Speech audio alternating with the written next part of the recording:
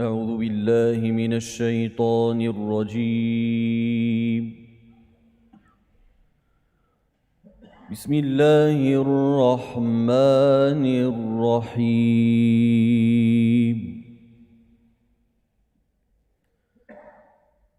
إن الذين آمنوا وعملوا الصالحات وأقاموا الصلاة وآتوا الزكاة لهم أجرهم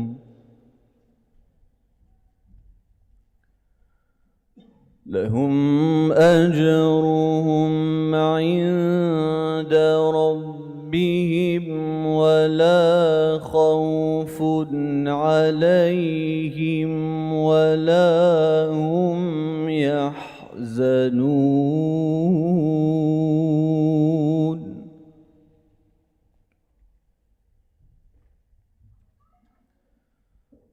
يا أيها الذين آمنوا اتقوا الله وذروا ما بقي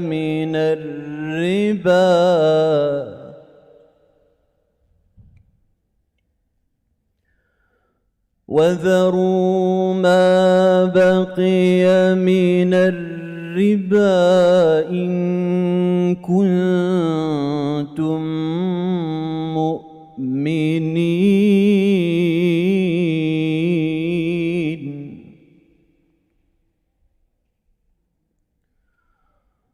فإن لم تفعلوا فأذنوا بحرب من الله ورسوله.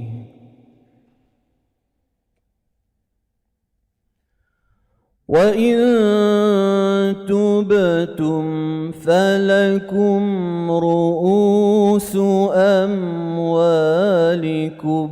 لا تظلمون ولا تظلمون.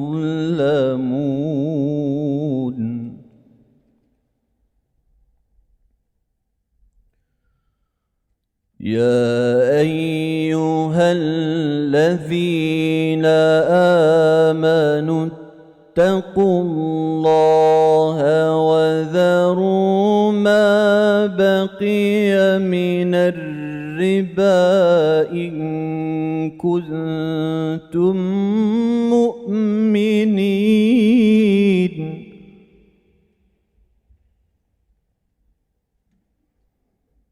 فإن لم تفعلوا فأذنوا بحرب من الله ورسوله.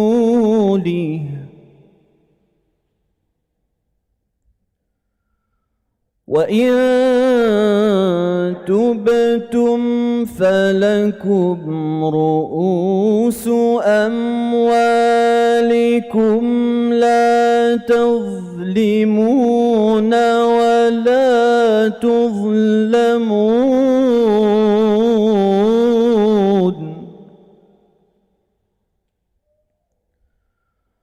وإن كان ذو عسرة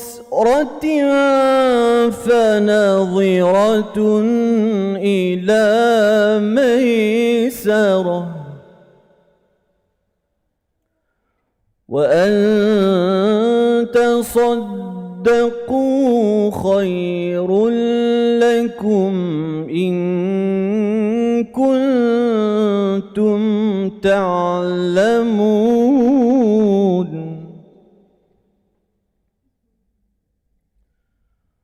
واتقوا يوما ترجعون فيه إلى الله.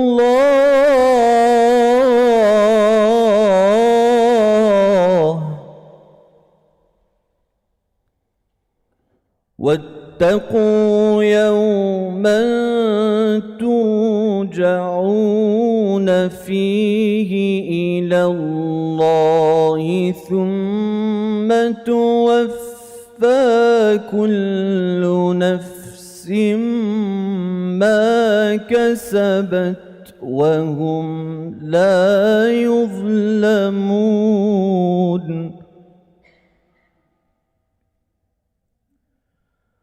بسم الله الرحمن الرحيم والعصر إن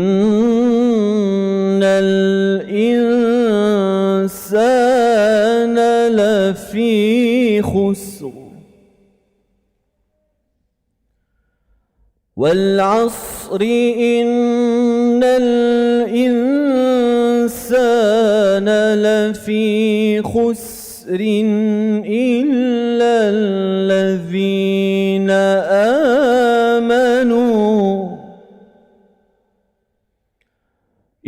الذين آمنوا وعملوا الصالحات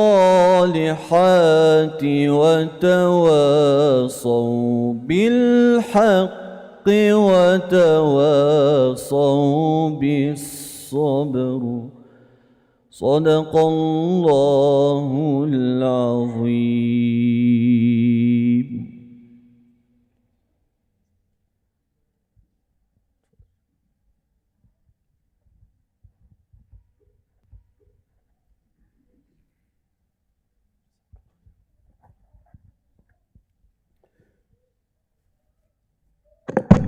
Assalamu alaikum. Before Sheikh Ja'far start, I would request from brothers and sisters please to fill in the gaps. There are seats empty and there are brothers coming, especially the young ones. Please, you can sit Abu Bakr, because I love you, I named you. So please, the brothers, there are many seats here, fill in the gaps. Even this, the first line, you can come. No, I don't want to name. Please come. Jad, you can come in. Jazakumullah khair. So, yeah, there is another gap here. Same thing for the sisters. Jazakumullah khair. Sorry for the inconvenience. بسم الله الرحمن الرحيم الحمد لله رب العالمين الصلاة والسلام على سيدنا محمد وعلى آله وصحبه أجمعين رب اشرح لي صدري ويسر لي أمري واحلل عقدة من لساني يفقه قولي ربنا لا تزغ قلوبنا بعد إذ هديتنا وهب لنا من لدنك رحمة إنك أنت الوهاب. Tonight and this weekend is a very special weekend. We are very privileged, we are very blessed to have our dear brother, our Sheikh, Dr. Ma'an Al-Qudat. Inshallah, Sheikh Yasin will introduce him further later on. And we are very happy to have him among us today to cover this very, very important subject. So I'm going to say a few words just to situate the subject, just to put the subject in perspective to see how important it is in our life as Muslims, particularly for us Muslims who are living in the West. So there are about 2 or 3 points. Number one, I would like to see the relationship between this subject and our Muslim identity.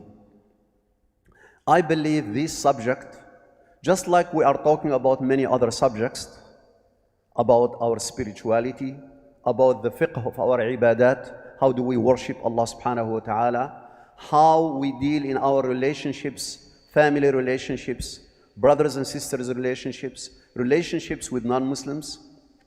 This financial issue is another part of our holistic approach. When we read the Quran and we read the Sunnah and study the seerah of the Prophet alayhi salatu wasalam, we come to the conclusion that the humanity in general, are being addressed in a holistic approach. There is nothing that is important in the life of the human being that Islam did not. Why we call Islam a way of life? It is not religion. Islam is not a religion. Islam is a way of life. It is a deen. That's point number one.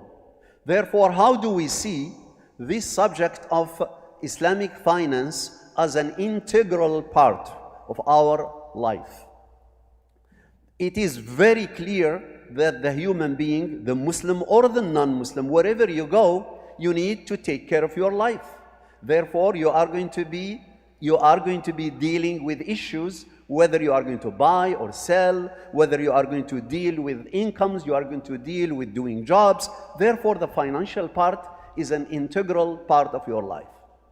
And Allah subhanahu wa ta'ala told us from the beginning that there are certain parts of this that may be haram.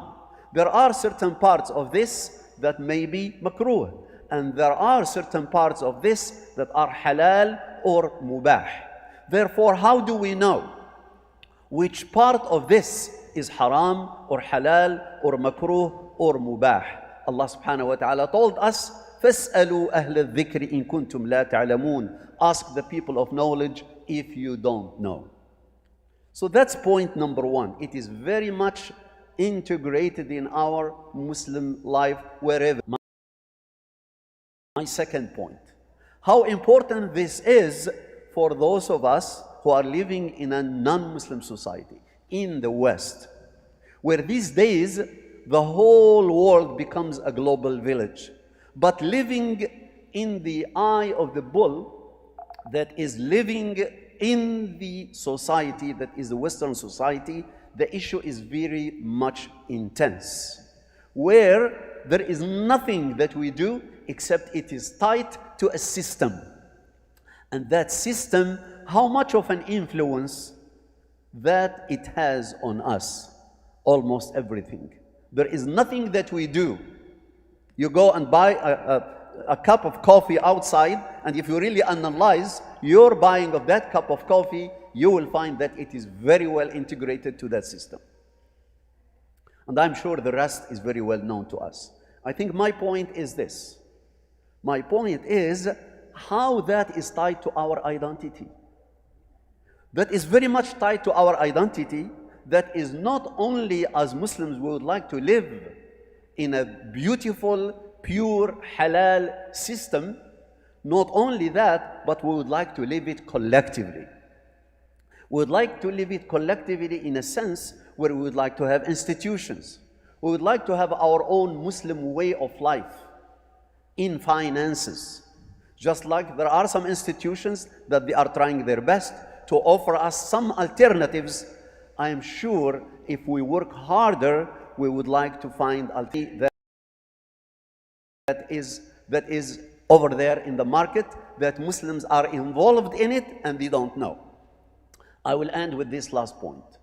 If we really are caring about our Muslim identity in every sphere of life, but in this one too, in finances, we will be maintaining our Muslim identity, and actually we will be presenting Islam for those who are not aware of what Islam is in all aspects, including because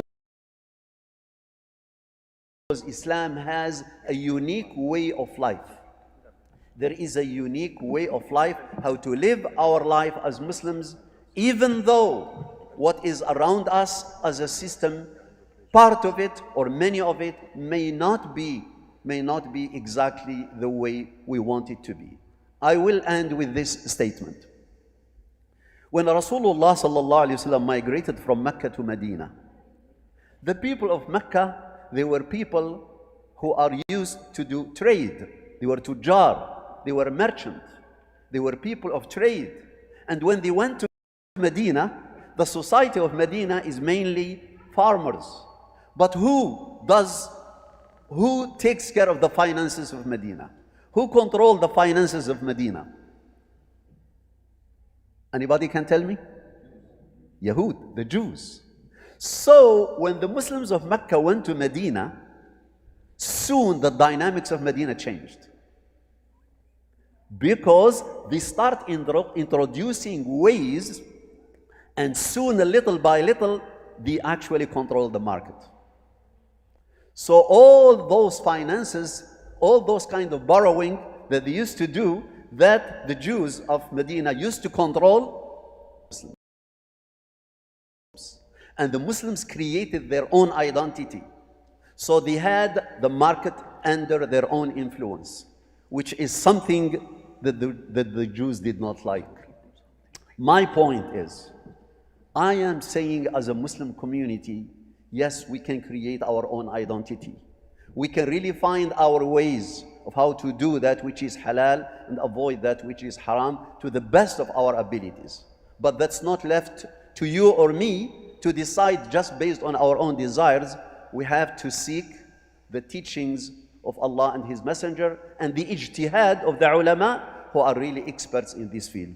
That's why tonight and tomorrow and Sunday we have Dr. Ma'an Al-Qudat with us for this weekend, and we would like to learn from him, inshallah, and everyone should do his or her best to be here all the time and learn from this beautiful teaching that is dearly needed. Jazakumullah khair wa barakallahu feekum, and in your name we welcome our dear brother Dr. Ma'an Al-Qudat with us for this weekend.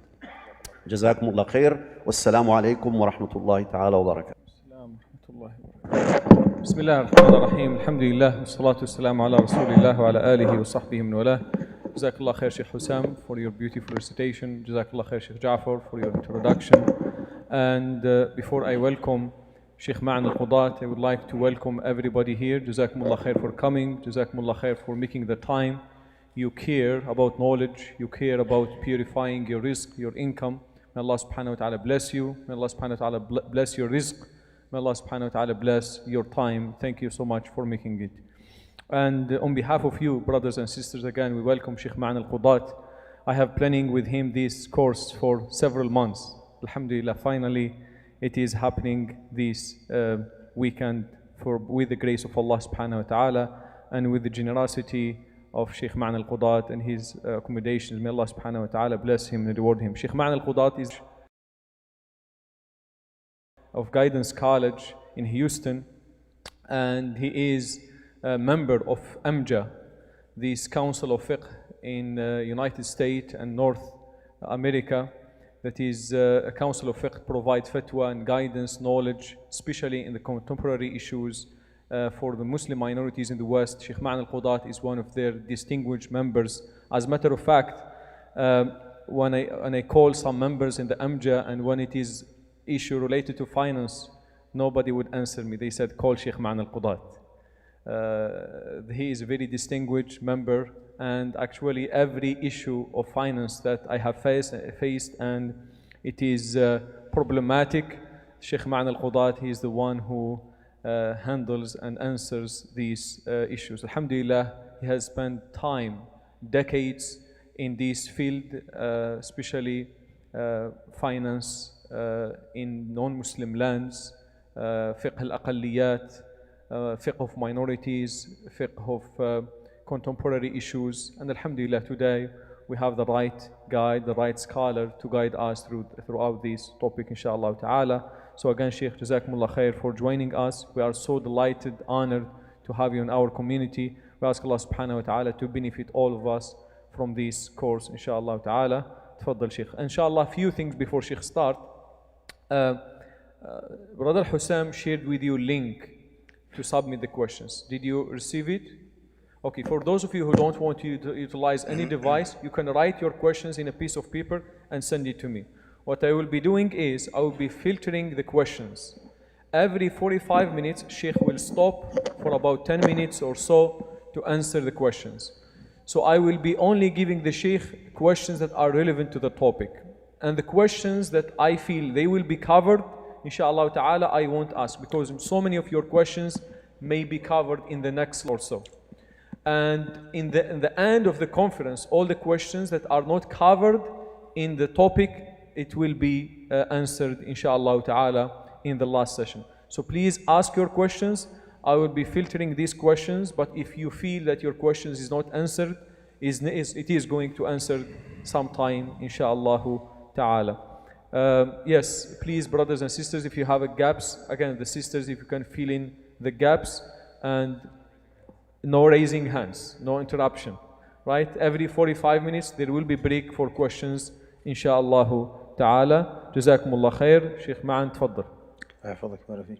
بسم الله الرحمن الرحيم الحمد لله رب العالمين اللهم على آله وصحبه أجمعين اللهم نور قلوبنا بالعلم وزين أخلاقنا بالحلم وافتح بيننا وبين قومنا بالحق وأنت خير الفاتحين أمسينا وأمسى الملك لله والحمد لله لا شريك له لا إله إلا هو إليه النشور أمسينا على فطرة الإسلام وكلمة الإخلاص وعلى دين نبينا محمد صلى الله عليه وسلم وعلى ملة أبينا إبراهيم حنيفا وما كان من المشركين اللهم إنا أمسينا منك في نعمة وعافية وستر فأتم علينا نعمتك وعافيتك وسترك في الدنيا والآخرة اللهم ما أمسى بنا من نعمة أو بأحد من خلقك فمنك وحدك لا شريك لك فلك الحمد ولك الشكر يا ربنا لك الحمد كما ينبغي لجلال وجهك وعظيم سلطانك رضينا بالله ربا وبالإسلام دينا وبمحمد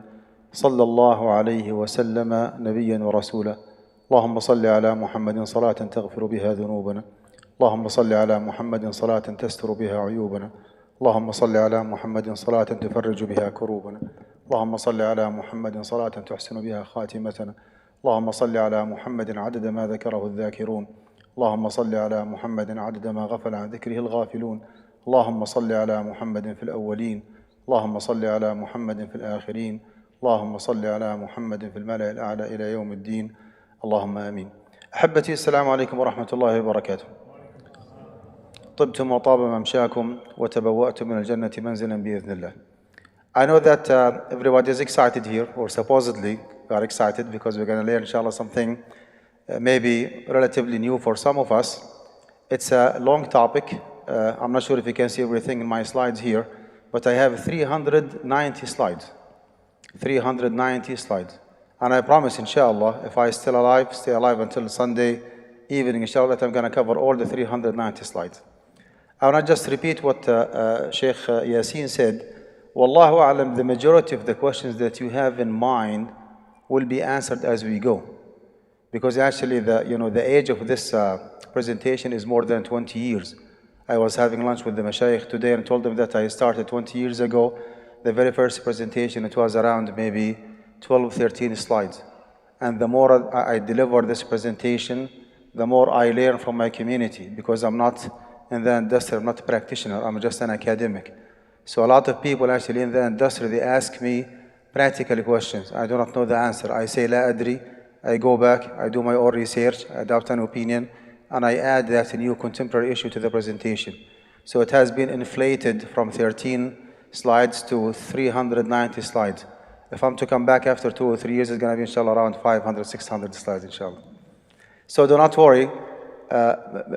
Toward the end of the presentation, the course inshallah, if any of your questions is not answered, let me know. If I have knowledge, inshallah, I will be more than happy to address it with you, inshallah.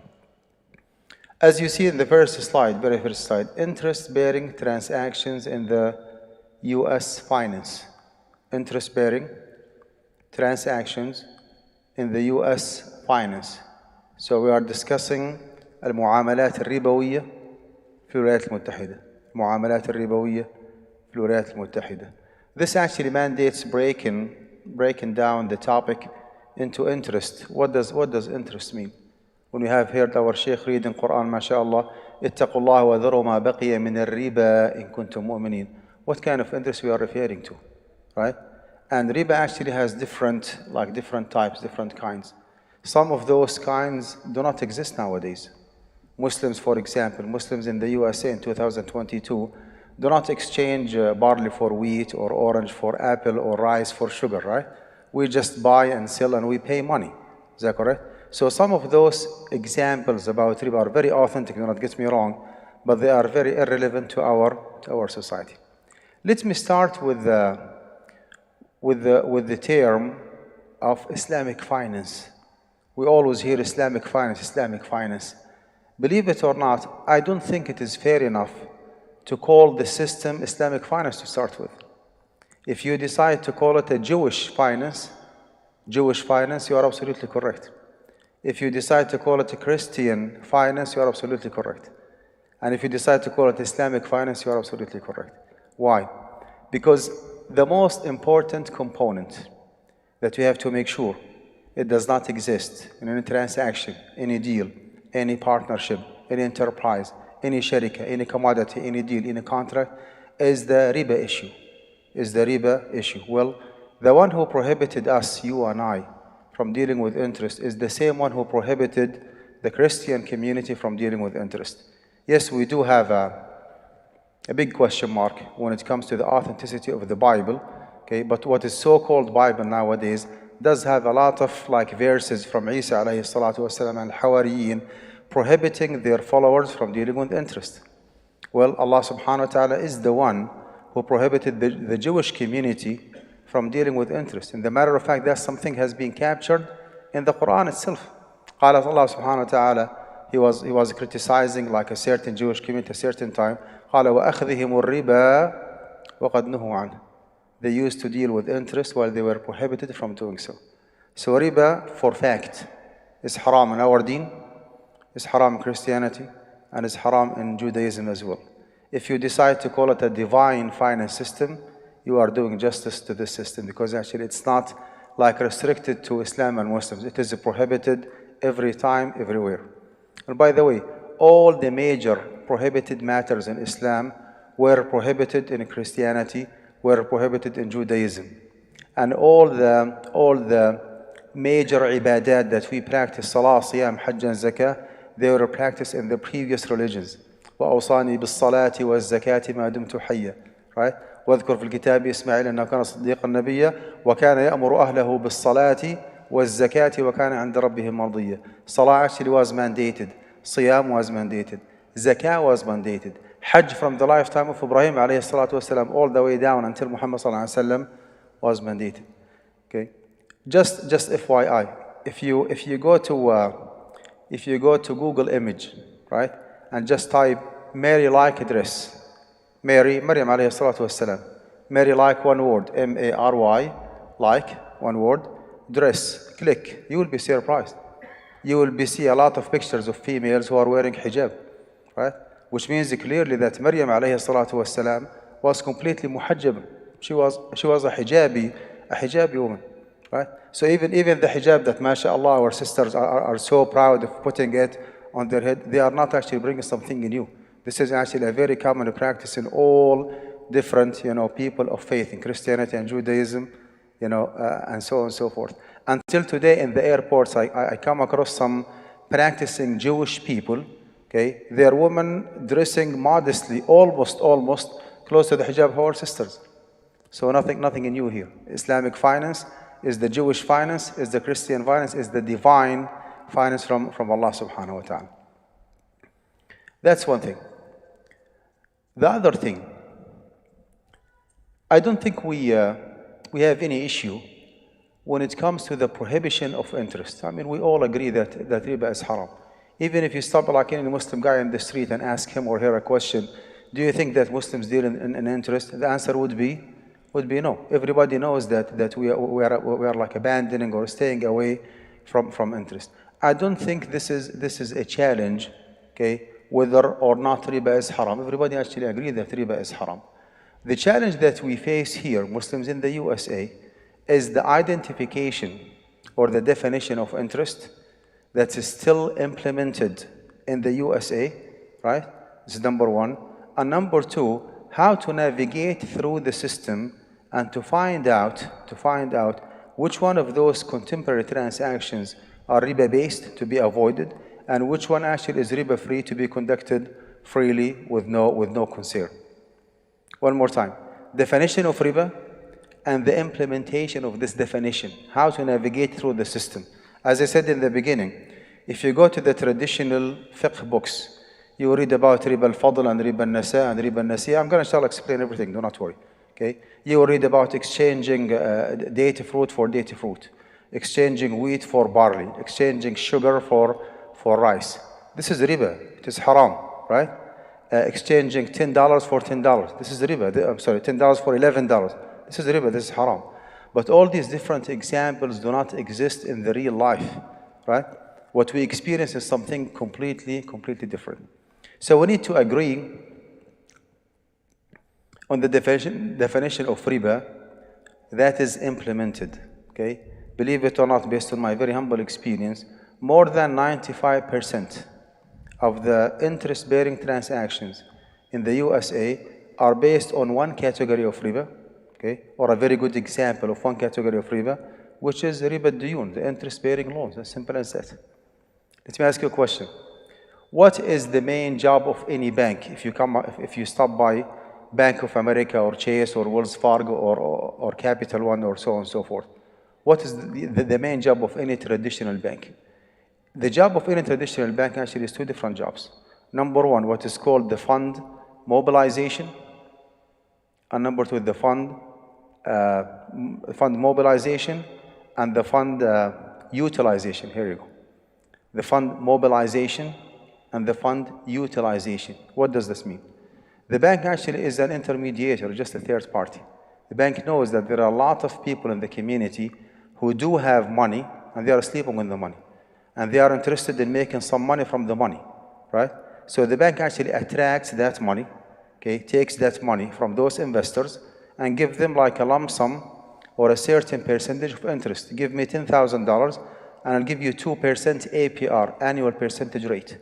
Your principal is guaranteed and the return of the principal is guaranteed as well, okay? Now for those murabin, people who love to deal with interest, it's a good deal for them. There is no risk whatsoever. You give your $100,000 to the bank and you receive it $102,000 if it is like 1 or 2% every single year. You make some money with no risk, with no liability, nothing whatsoever. So this is the first job, which is to attract the fund of those investors who want to make money from the money without having the headache of getting involved in the business and doing business and taking any risk. Now the second job is the fund utilization. Meanwhile, in the same society, there are a lot of people who are navigating looking for fund. Someone wants to build a house. Someone wants to buy a car. Someone wants to establish a new business. Someone wants to construct a new hospital to practice like medicine. Someone wants to establish a new business. Someone wants to upgrade his business. So those people actually go to the same bank that already has gotten or received the money from the investors, and he gives them that money with a higher interest rate. So he takes money from the investors for only 2 or 3%, and he lends the money. He lends the money to those like, traders or business people who are looking for fund, right? Give them the money with 5% interest. And the difference between 3 and 5 is 2. That is the revenue of the bank. And that's it. Wasallallahu ala Muhammad. That's their job. Banks actually are interest-bearing institutions.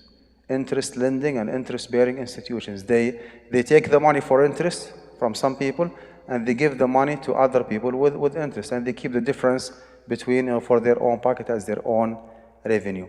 No risk involved in this business. No risk involved in this business. Back to the interest. What is the category of interest that is agreed upon its prohibition? And again, do not worry, I will go through the slides one by one. This is just like a kind of appetizer, like to make sure that you, inshallah, you will like the topic. And inshallah, maybe starting tomorrow, I will grill you with the technical details. But tonight, inshallah, we're gonna like zoom out and have an overall understanding of the subject. I wanted to look at this slide here. What do you see here? Riba Nasiya. Forget about the name. Forget about the name. The riba that I'm referring to from now on, whenever I say interest, or I say usury, or I say riba, I refer to this category of riba. It is the premium. It's clear, can you see it, everybody? Clear? It is the premium that must be paid. Premium must be paid by the borrower to the lender, along with the principal amount, either as a condition for the loan or for the extension of its maturity. And I want you to memorize this definition by heart, okay? Because from now on, I'm going to repeat the word riba I'm not going to repeat the definition.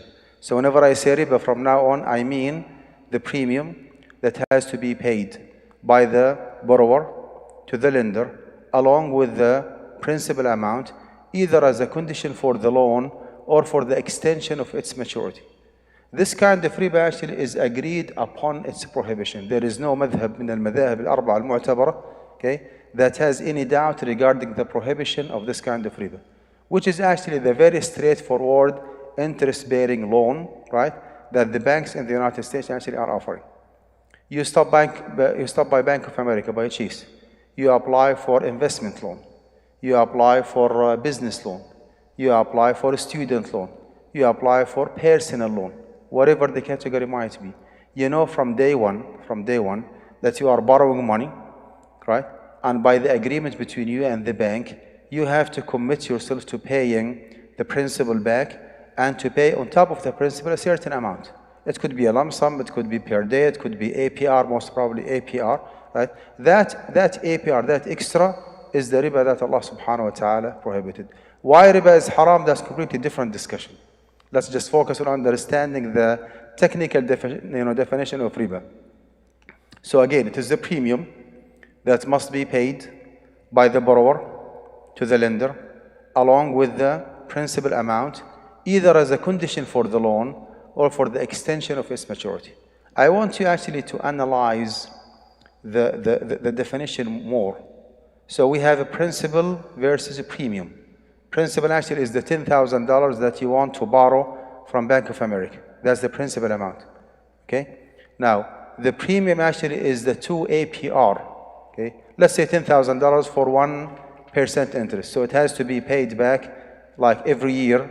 Like if you want to keep the money for 1 year, how much you have to pay interest? If it is 1% APR, 1%, that's $100, right? Right. If you want to keep the money for 2 years, so you have to pay back the total, like $10,200. If you want to keep the money for 10 years, okay, if you go with the simple interest, not with the compound interest, that is $10,000 principal, $1,000 interest. Is that correct? So we have a premium and we have a principal amount. And meanwhile, we have a lender and we have a borrower, right? Someone actually is lending money. Someone actually is having a lot of money, relaxed, taking no risk whatsoever, no liability, taking advantage of the need of others, exploiting the society at large, giving them money without taking any risk, and by the FDIC, by the Federal Deposit Insurance Corporation, by the law of the land, by the economic and finance system in the United States, that principle actually is guaranteed, right? So again, you stop by Bank of America, you have your own car dealership business, and you're looking for $100,000 to expand or to upgrade your business, right? The bank actually is not getting involved in any kind of partnership with you, right? Upon checking your credit, right? Upon approving you, you will be getting $100,000 as a loan, and you are literally by your own. You make a profit, you break even, you incur loss. The bank does not care about you, okay? Because the bank again is not initiating any partnership, is not taking any risk from you. Now, this is a very good example for as a condition for the loan. I'm still actually giving examples of the definition of riba. Premium, already explained, must be paid by the borrower to the lender. So you are the borrower, and Bank of America is the lender, along with the principal amount, either as a condition for the loan. Condition for the loan means that you know from day one that if you do not agree to pay 1% APR in our example, you are disqualified. You cannot, I mean, if you tell the guy, the loan officer, that I'm practicing Muslim, I do not deal with interest, well, good for you, ma'as-salam. You are in the wrong place. If you commit yourself to paying interest, ahlan wa sahlan. Sign an agreement, take your money and ma'as-salam. But if not, then you are by your own. So you have to pre-commit to paying interest. You cannot take that money without paying interest. In other words, interest in this very particular scenario is unavoidable. Interest is unavoidable. You cannot proceed without committing to paying interest. Now, this is a good example for either as a condition for the loan. How about, or for the extension of its maturity? Well, that's completely different story. You read, for example, different resources. Okay, one of them is Muwatta al-Imam Malik, regarding the reason behind the revelation of the ayah, where Allah subhanahu wa ta'ala said, Bismillah ar-Rahman ar-Rahim, Ya ayyuhalladhina amanu, or you who believe, ittaqullaha, be conscious to your Lord, وَذَرُوا مَا بَقِيَ مِنَ الرِّبَى, and quit, okay, or refrain from taking whatever is remaining from interest, if you claim to be believers, in kuntum mu'minin. فَإِن لَمْ تَفْعَلُوا فَأْذَنُوا بِحَرْبٍ مِّنَ اللَّهِ وَرَسُولِهِ. If you are not willing to quit, then you are waging a war against Allah and His Messenger. وَإِن تُبْتُمْ, but if you repent, فَلَكُمْ رُؤُوسُ أَمْوَالِكُمْ لَا تَظْلِمُونَ وَلَا تُظْلَمُونَ. And if you quit, if you repent, then you limit yourself to your principal amount, without oppressing others, without being oppressed by others. What was the reason behind the revelation of the ayah? This ayah actually was revealed to permanently prohibit interest from that point إلى يوم القيامة, till the day of judgment. Okay. Reason behind it, according to Abdullah ibn Abbas and some other Sahaba رضي الله عنهم, قال كان الرجل يقرض الرجل فإذا جاء الأجل قال أمهلني وأزيدك. People in the Jahiliyyah, even after the Prophet Muhammad ﷺ, but before the permanent and the complete prohibition of interest, people used to transact with one another by giving an interest-free loan, believe it or not. Interest-free loan, with no interest whatsoever, right? Upon the maturity of the loan, whenever the loan is due, okay, the lender would approach the borrower by saying, listen, your loan is due. You either pay me now, the principal, you're good to go, no consequences. Or if you want to take more time, if you are not like able to pay me now, that's fine. I'll give you more time, but you give me more money, right? إما أن تقضي وإما أن تربي. فإذا جاء الأجل قال إما أن تقضي وإما أن تربي.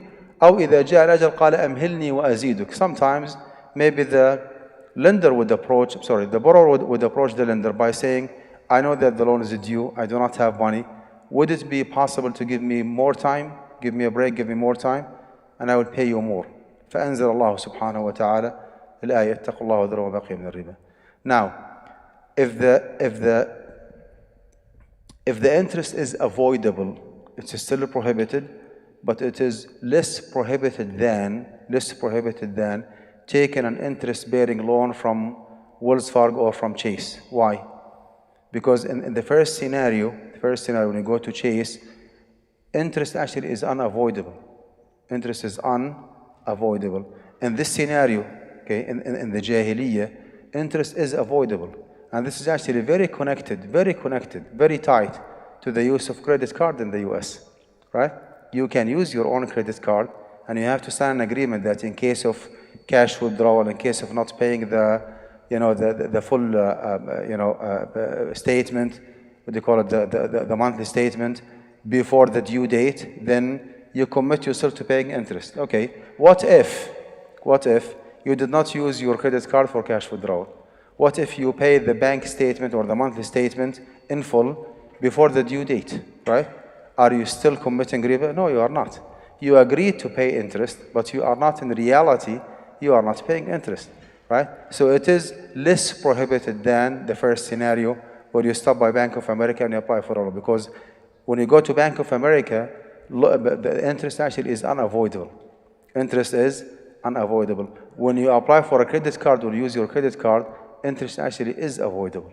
And actually, based on this differentiation, we do have some fiqh rules. I will inshallah be explaining maybe tonight or tomorrow. Al-haramu lidhatihi la tubihu illa ad-darura. When something is prohibited for itself, by itself. Remember, going to Bank of America applying for a loan. Because it is haram for itself. Why? Because riba is unavoidable. You cannot take the money without committing to pay interest. You cannot go around the system. You have to pay interest. That's called haramun lidhatihi, prohibited for itself, by itself. وَالْحَرَامُ لِغَيْرِهِ تُبِيحُ الْحَاجَةِ. If something is prohibited for other causes, quote unquote, using credit card, right? You cannot get your credit card without signing an agreement or hitting submit that yes, I'm willing to pay interest in case of 1, 2, 3, 4, 5. But this does not mean that you are paying interest by default. Okay, you can keep using your credit card for years and years, decades, without paying one single cent or dollar as an interest. Both are prohibited, but they are not in the same level of prohibition, right? Using credit card, actually, as we inshallah will be explaining, would be permitted because of the public and general need. We live in a society where you cannot function financially well without having credit card. To build your own credit history, to do some like daily transactions where using debit card or like personal check or cashier check or even cash money is not allowed. It has to be credit card. It has to be credit card. So this is just some examples of how to connect the definition of riba with the contemporary transactions that we are facing in the United States. So that is the definition of interest. From now on, whenever I say interest, I mean the premium that must be paid by the borrower to the lender along with the principal amount, either as a condition for the loan or for the extension of its maturity. Here is the challenge again. In the real life in the United States, we come across different charges. Sometimes you charge others. Sometimes you find yourself charged by others. Those charges, right, are not introduced to you as interest, riba. They are introduced to you as otherwise. You come across salary, bonus, coupon, penalty, late fees, overdraft charge, cashback, interest, right? And so on and so forth. And you get confused. Late fees. Is it the riba that Allah subhanahu wa ta'ala prohibited? Is it included here? The premium that must be paid? And you start thinking and just scratching your head, getting confused, right? Our job actually is to apply this definition and to find out if it is proven that someone is advancing money to somebody else and the recipient of the money is guaranteeing the principal amount and guaranteeing the return, while the advancer or the financier or the lender, call him whatever you want, okay, is not taking any risk whatsoever. He is not initiating any partnership, okay, any partnership with the recipient of the money. Oh, that is the riba that Allah subhanahu wa ta'ala prohibited, even if it is called otherwise. Even if it is called otherwise.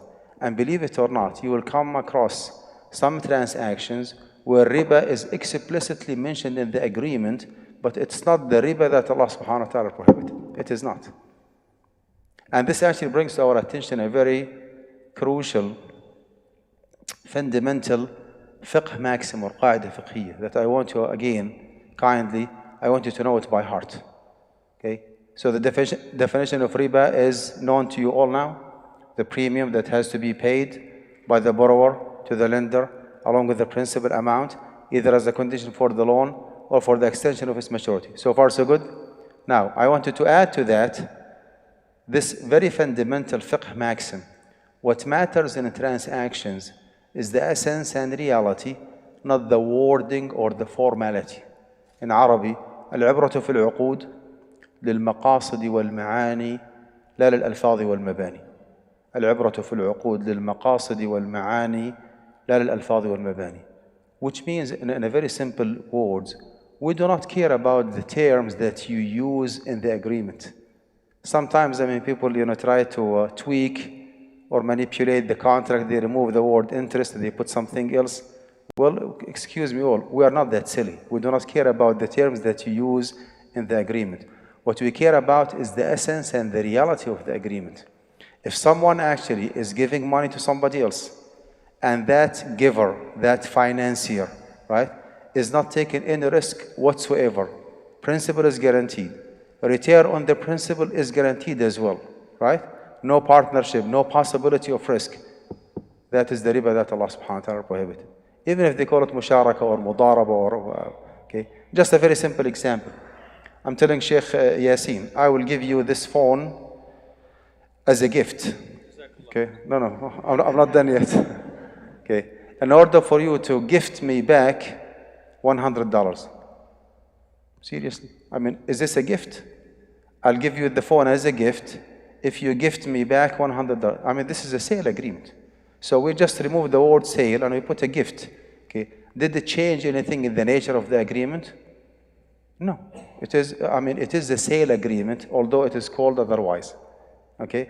Let me give you another example. I told Sheikh Yasin again, I'll give you $5,000 as a loan. $5,000 as a loan. Okay. By the beginning of 2023, okay, you pay me back $5,500. Agree, I gave him the money. Now my question to you all, what is the difference between this scenario and me changing my mind, going to Bank of America, opening a saving account? I open a saving account with $5,000, and based on the agreement that $5,000 upon the maturity of the saving account after 6 months or whatever, I'm just giving random examples, do not quote me on that, that Bank of America has to pay me back $5,500. Now in my deal with Sheikh Yasin, my principal is guaranteed, is that correct? And my return, like the premium on top of the 5,000 is guaranteed. And I don't care about the Sheikh. He wants the money to pay his bills, to do a business, to waste the money. He is absolutely by his own. He makes profit, he breaks even, he loses the principal. I don't care. Deal is deal, business is business. Take 5,000, you pay it back to me 5,500 after 6 months from now. What is the difference between this deal and me going to Bank of America, opening a saving account, okay, and asking for that 5,000 to be paid back 5,500 after 6 months from now? Technically speaking, is there any difference? And this actually brings to our attention that opening a saving account by default is not a halal option for Muslims. You see? And the point here is that when you open a saving account, it's not introduced to you that, oh, you are lending your money to Bank of America. They do not, like the banker, right, does not look at it this way. But you as a practicing Muslim, you have your own way of interpreting transactions. You need to unlock the secret of the transaction, right? You need to unlock the secret of the transaction. In this example, my principal is guaranteed, and the return of the principal actually is guaranteed. Well, that is the interest-bearing loan that Allah subhanahu wa ta'ala prohibited. You might say, hold on, do you want to tell me that I'm lending my money to Bank of America? I have only $5,000, right? And Bank of America has $5 trillion. Do you mean that Bank of America is in need for my 5,000? No, the bank actually does not need your money. You need their service, right? But it doesn't go this way. What we care about is the nature of the agreement. العبرة في العقود للمقاصد والمعاني لا للألفاظ والمباني. We do not care who needs and who does not need. What we care about is the nature of the agreement. Okay, your principal is guaranteed by the FDIC, again, by the Federal Deposit Insurance Corporation, and your return is guaranteed as well. You don't care about Bank of America. If the money is burned, is stolen, you do not care. Okay? You can go after them through the court system and get your principal and get your premium, right? So this brings to our attention that if you are unable to unlock the secret of the transaction, you will be getting lost. Always remember, the premium has to be paid by the lender, by the borrower to the lender, along with the principal amount, either as a condition for the loan or for the extension of its maturity. You are giving your 5,000 to Bank of America. Bank of America guarantees the principal, guarantees the return. Whether that return, by the way, is $1 or $500, doesn't make any difference. We're talking about the concept itself, right? Oh, that is the riba that Allah subhanahu wa ta'ala prohibited. Another example. You have in your checking account, you have only $300, right? Available balance. Your checking account is connected with the debit card that you use. Am I correct?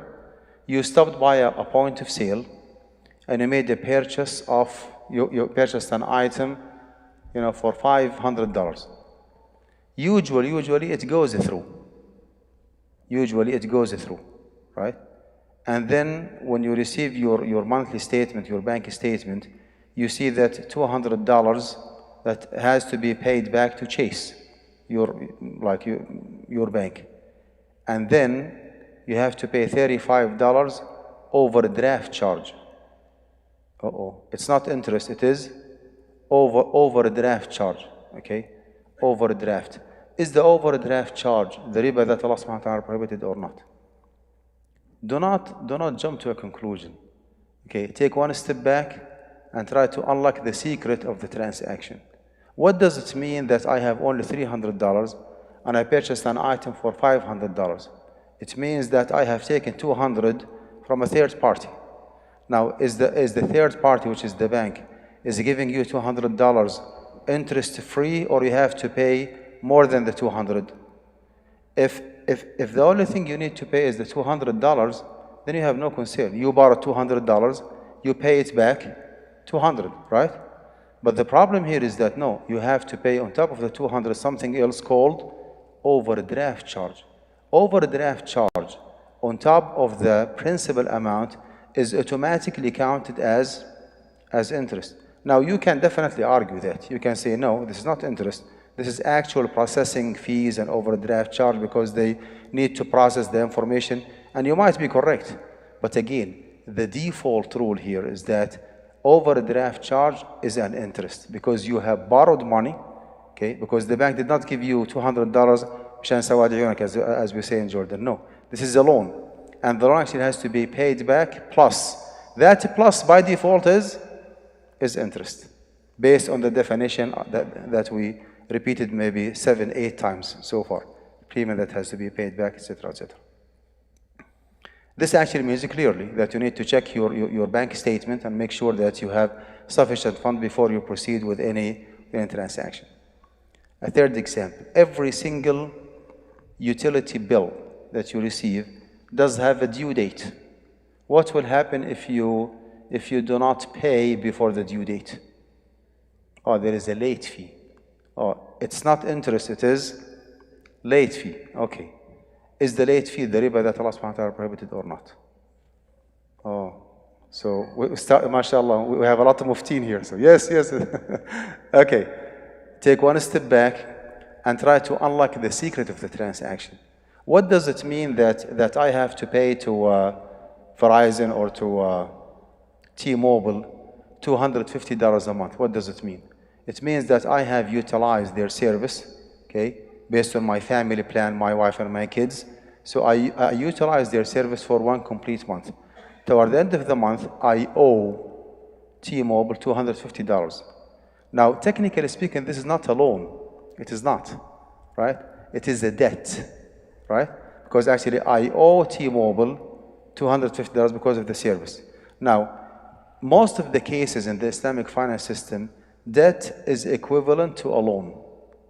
Debt is equivalent to, we have some exceptions, but debt is equivalent to a loan. So as if I have borrowed $250 from T-Mobile, okay? Because debt is equivalent to a loan, I have to make sure that I pay the outstanding balance $250 before the due date. Otherwise, I will expose myself to paying late fees. If I owe T-Mobile $250 and then I have to pay $270 because of my procrastination, inshallah, I'm going to pay today, tomorrow, until the due date is already overdue, passed already, then I'm committing riba.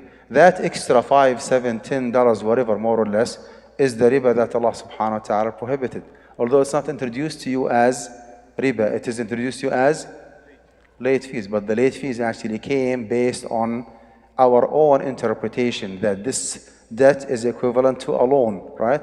And you have to pay more than the loan. Whatever is added on top of the loan will be counted as riba by default.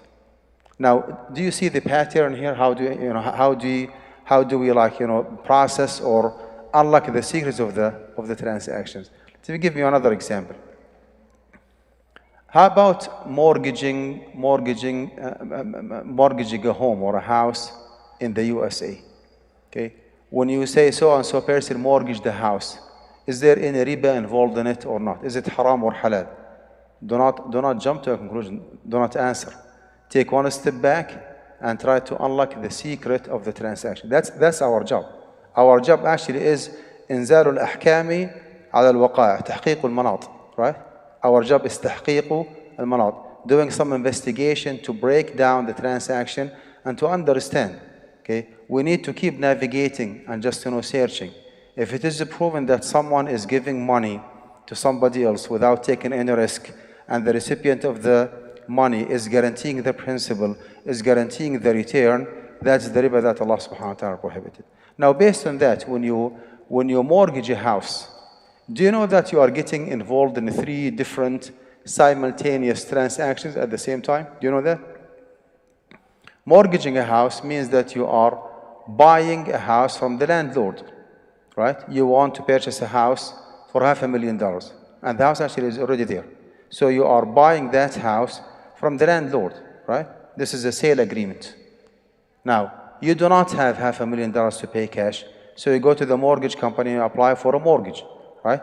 Upon the approval of your application, after checking your credit history, your income debt ratio, and so on and so forth, if you are approved, the mortgage company would issue a check on your behalf payable to the landlord, $500,000. That is a loan agreement. Now, in order for the mortgage company to secure their fund and make sure that you will not ignore transaction, even if you decide to walk away, or Allah forbid if something happened, you became insolvent, or even you passed away, how can they guarantee their money? They put a lien on the property. They mortgage the property. So we ended up having sale agreement, loan agreement, and a mortgage agreement. We do not have any issue with the sale agreement. وَأَحَلَّ اللَّهُ الْبَيْعَ. We have a serious issue with the loan agreement, because actually the mortgage company is not giving you an interest-free loan, right? They are not. They are giving you an interest-bearing loan. They pay on your behalf $500,000 in order for you to pay it back $700,000 within the next 30 years. And if you think that the mortgage company is owning the property because they put their name on the deed of a trust, you are absolutely, with all due respect, you are wrong. Their name is added there as a lien holder, not as an owner. They do not own the house. You are the owner. But in order for them to secure their money, to make sure that if you change your mind, or if you pass away, or become insolvent, or whatever, or you applied for bankruptcy, or you foreclosed, right? They can just go over the property through the rahan. Well, the rahan actually is fine. We do not have any issue with the rahan. Someone whom I do not know asked me for $100 as a loan from now until Sunday afternoon, until I go back to Texas. And I told him, okay, I'll give you $100, but with all due respect, I do not know you. Can you please give me your phone or your watch or anything? Keep it with me. Whenever you come back with the $100, I will pay you. I will give you back, your watch. Is there anything wrong with that? Okay. وَإِن كُنْتُمْ عَلَى سَفَرٍ وَلَمْ تَجِدُوا كَاتِبًا فَرِهَانٌ مَقْبُوضٌ. Rihan actually, according to the Quranic terminology, rihan actually is the mortgage. Okay, rihan is the mortgage, which is the collateral that you ask to take from the borrower to secure your fund, your money. We do not have any issue with that. So we do not have any issue with the rahan, with the mortgage. We do not have any issue with the sale agreement. We have a lot of issues with the loan agreement. Now we ended up having 3 different simultaneous transactions together: sale agreement, loan agreement, interest-bearing loan agreement, and a mortgage agreement. If you want to be a very democratic and you want to go with the majority, you can say, okay, we have 2 halal transactions versus 1, right? So everything is halal. Well, unfortunately, in the Islamic finance system, it goes the other way around.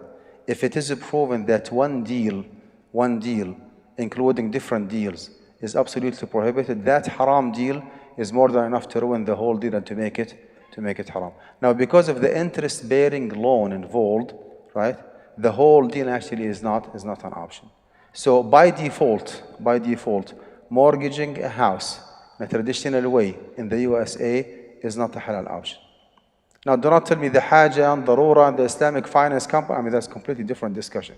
We're here tonight to establish some basic rules and to establish a process, how to think accordingly, how to be able to follow the pattern. Do not jump to a conclusion. You need to pause, take one step back, investigate, scrutinize, and find out. Okay, if you can find out, if you can deduct someone giving money to somebody else without taking any risk whatsoever, and the principal is guaranteed, and the return on top of the principal, or the premium, right, or the premium on top of the principal is guaranteed, That is the riba that Allah subhanahu wa ta'ala prohibited. Whether it is called riba or interest, overdraft charge, bonus, commission, penalty, call it whatever you want. We do not care about the names. We care about the essence and the nature of the agreement. العبرة في العقود للمقاصد والمعاني لا الألفاظ والمباني. More examples. How about the cashback? You have a credit card, right? And you purchase items for $100, and the cashback actually is 5%. So every single $100 that you pay, right, using your credit card, you will be getting $5 back. Am I correct? Okay. Is it haram to take the cash back? I want to hear someone say yes or no. MashaAllah. So we still have a lot of muftin here. Okay. طيب, before we jump to a conclusion, okay, again, you need to pause and go back and think about it. What does it mean? What does it mean to hold a credit card? What does it mean? It means that you are authorized to borrow money from the credit card company. You do not have a checking account where you deposited 5,000 halal cash money and you are using your debit card to withdraw from it remotely. No, it's not the case. You are borrowing money from someone. So all the rules and the restrictions of the loan agreement apply here. Am I correct? Now, you borrow $100. You borrow $100. If you have to pay it back $105, then you are paying interest. If you, as a borrower, have to pay it back $105, more or less, then you are paying interest. But the outcome result is that you pay you borrow $100, right? And you get $5 back, cash back. The net amount that you pay is how much? Ahsant, 95. So you borrow more and you pay less. The cashback actually is the complete opposite of interest. Because actually the interest is كل قرض جر نفعا للمقرض فهو ربا. كل قرض جر نفعا للمقرض فهو ربا. Every single loan that brings a stipulated benefit to the lender will be counted as riba. Slow motion. Every loan that brings a stipulated benefit to the lender, okay? Now, who's the lender here? Chase. Is Chase benefiting, or you, the borrower, is the one who's benefiting? The borrower actually is the one who's benefiting. So, at the end of the day, you borrow $100, and you pay it back $95. So you are the beneficiary, right? You are the one who is benefiting from the loan and not the lender. So cash back actually is the opposite of riba, and thus it is halal. Who said it is halal here? Who said it's halal? I'm going to give you a gift. Oh, mashallah, jazakallah khair. No. What's that? Said, I watch your video. Oh, so he was cheating, huh? Okay. Okay. One more example. I think it's time to open the floor for question and answer. One more example. You want to buy a car, owner finance, from your non-Muslim neighbor, John Smith. John actually is asking for $10,000 cash for the car. And you're interested in the car. You checked like the market value, you went to KPB or what else, like CarMax, and you found out that yes, the market value of the car is $10,000. But the problem here is that you do not have $10,000. And you said, you know, John, I do not have $10,000 to pay you. Is it an option for you to make an installment for me? Right? He said, yeah, it's going to be $2,000 interest, and $10,000 principal, because the market value is $10,000. So if you want to make an installment with me, right, for 1 year, right, it's going to be $12,000 installment. Okay? And you said, well, I do not pay interest. He said, well, it is what it is. You take it or you leave it. If you want to buy my car, I'm going to write in the agreement $10,000 price plus $2,000 interest. So the total will be $12,000, right? Is this the interest that Allah subhanahu wa ta'ala prohibited? طيب. If you think the transaction is haram, and those $2,000 are interest? Raise your hand. Do not act as if you are like, scratching your head. It's either yes or no. Raise your hand. Half. طيب. If you think that this transaction actually is halal, and those $2,000 are not riba, raise your hand. Yes or no? No? طيب. Actually, some brothers and sisters did not raise their hand like either. Anyway, again, pause and just take one step back and try to find out what's going on. Now, the market value of the car is how much? $10,000. Does John Smith have the right, from an Islamic perspective, to ask for $12,000 cash for the car? Yes. I mean, here is what I have. You take it or you leave it. There is a lot of transparency in the market. There is no monopoly. He's not monopolizing the car, right? If you think that the car is too expensive or he's like inflating the price, just leave him alone and find somewhere else. So he does have the right to ask for $12,000 cash for a car that is not worth more than $10,000. Well, if he has the right to charge you, okay, $12,000 for a car that's worth only $10,000, why cannot he break down those $12,000 in 1 year? Why not? If he's okay to charge you $12,000 cash, okay, and he wants to make you a favor by just breaking down those $12,000 in 1 year, what's wrong with that? There's nothing wrong with that. Number two, this is a sale agreement. You are not borrowing money. If and only if you told John Smith, hold a second, and you went to Wells Fargo and you borrowed $10,000. You paid cash to John Smith, and then you paid Wells Fargo $12,000 in 1 year. Will it be still halal? No. Why? Because there is a loan agreement involved here. But in the first scenario, it was an owner finance between you and John Smith. So although he wrote down $10,000 price, $2,000 interest, well, that is not the interest that Allah subhanahu wa ta'ala prohibited. It is not. It is not. So even if it is written in the agreement, it is still halal. It is still halal. You contracted a construction company, okay, to build a house for you, and that house actually has to be finished by December 31st, 2022, right? And you made a deal with the apartment that you're gonna relocate, you're gonna just evacuate and go to the new house, okay? And you wrote in the agreement with the construction company a penalty that if you do not submit me the key by the end of the year, I'm gonna charge you $200 every single day because I will be incurring loss. I'm gonna rent the apartment day by day.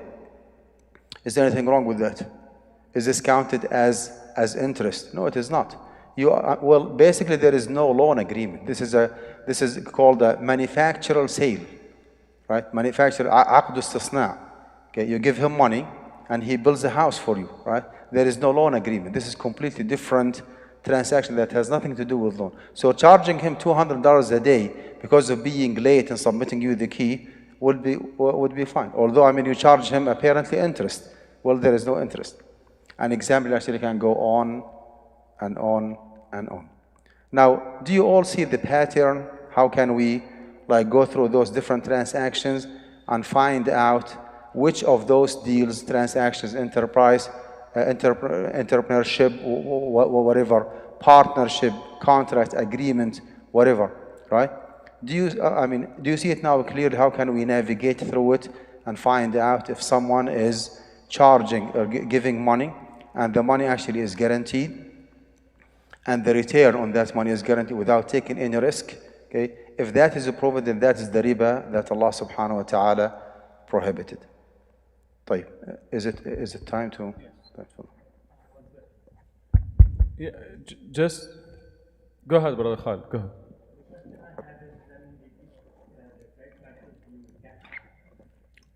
Why don't you look at as they're not taking money, they are making the vendor probably give money back in the charge enough so that the vendor is interested in making sales and improving their sales or whatever, and they're getting part of their income back. We do not need to complicate the issue, my brother. It's very simple. You borrow $100, you pay it back 95 because you already generated $5 cash back. As simple as that.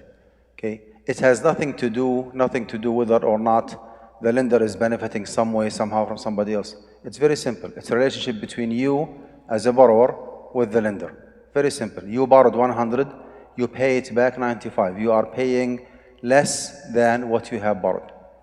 And as I always say, if you have any issue with the cashback that you have, give it to me. I'll be inshallah more than happy to take it.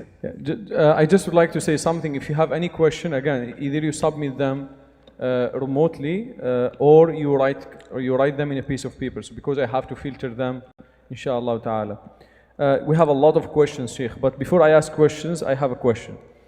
You touch upon saving account, late fees, student loan, late fees.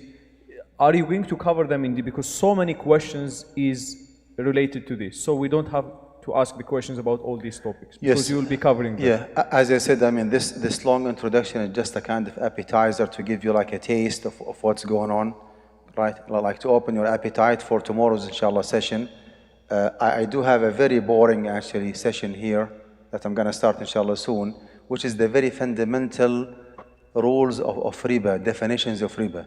It's very, very rough, very dry, not that interesting whatsoever, but it is very, very important. I mean, we have to go through them slide by slide. We need to know the difference between riba al-fadl and riba al-nasa and riba al-nasiya, because without like mastering those definitions, we cannot go any further. So I really appreciate your patience for maybe half an hour. I'm going to grill you with this boring information, and you need to master them. If not, then whatever I'll be explaining tomorrow is going to be hard for us to, catch up. Because I mean, this is the foundation. This is the fiqh rules of riba that inshallah will be explained tonight, hopefully, inshallah, if we have time. Yes, inshallah ta'ala. The first question, Sheikh, I don't think it's coming, so I will ask this question. You mentioned example, somebody borrowing money.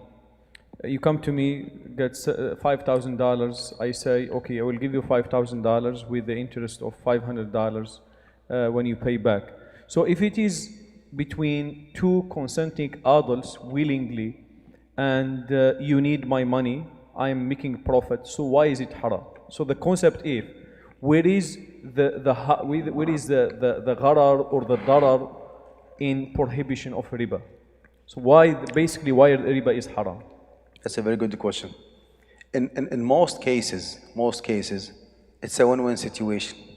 You go to Bank of America, you borrow $500,000, you establish your own business, you pay them back the principal and 3% interest. You make 10, 15, 20% profit. You pay the principal and the interest, and you keep the rest for yourself. Everybody is happy. Why Allah subhanahu wa ta'ala is prohibiting riba? Right? Well, you did not take into consideration the severe examples, the extreme examples. It does happen every now and then, and I'm responsible for what I say, that sometimes you do not make 10% profit or 20. You do not make 100%. You make 10,000% net profit. Can you believe that? A friend of mine in Houston, Texas, he's a wholesaler. He told me, he said that I bring, like a useless pants from somewhere in the world, useless, almost trash, and I just bring them, I process them, and I clean them, right? And I pay out of pocket $1 per pants, $1. And I sell it for $100. I sell it for 100. So every single dollar he pays out of pocket, he gets it back how much? $100. So he makes maybe 10,000% profit. Just imagine that this brother actually is borrowing money. I mean, alhamdulillah, he's a very practicing, mashallah, away from riba. Imagine that someone is borrowing money from Bank of America. Is it fair enough for the bank to take only 3% of the profit or 5% while you are making 100%, 1,000%, 10,000%? Absolutely, it is not. It is not fair. So there is an extreme exploitation, right? And taking advantage of the bank if you are making too much profit. Now, the other extreme example, okay? Those people who borrowed money back in March 2020, just a few days before the pandemic, the COVID-19 started hitting the economy in the USA. and the whole actually country was just frozen for maybe 2 or 3 months.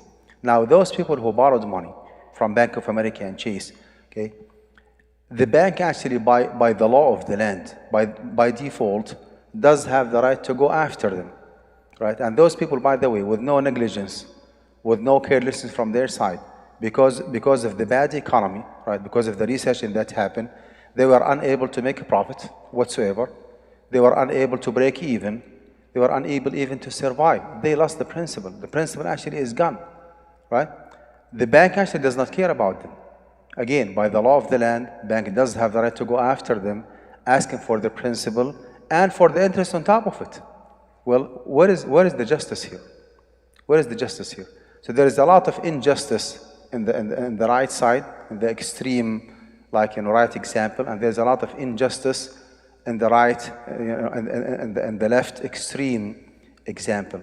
My point here is that whenever RIBA is implemented in any society, it brings a lot of financial injustice and exploitation.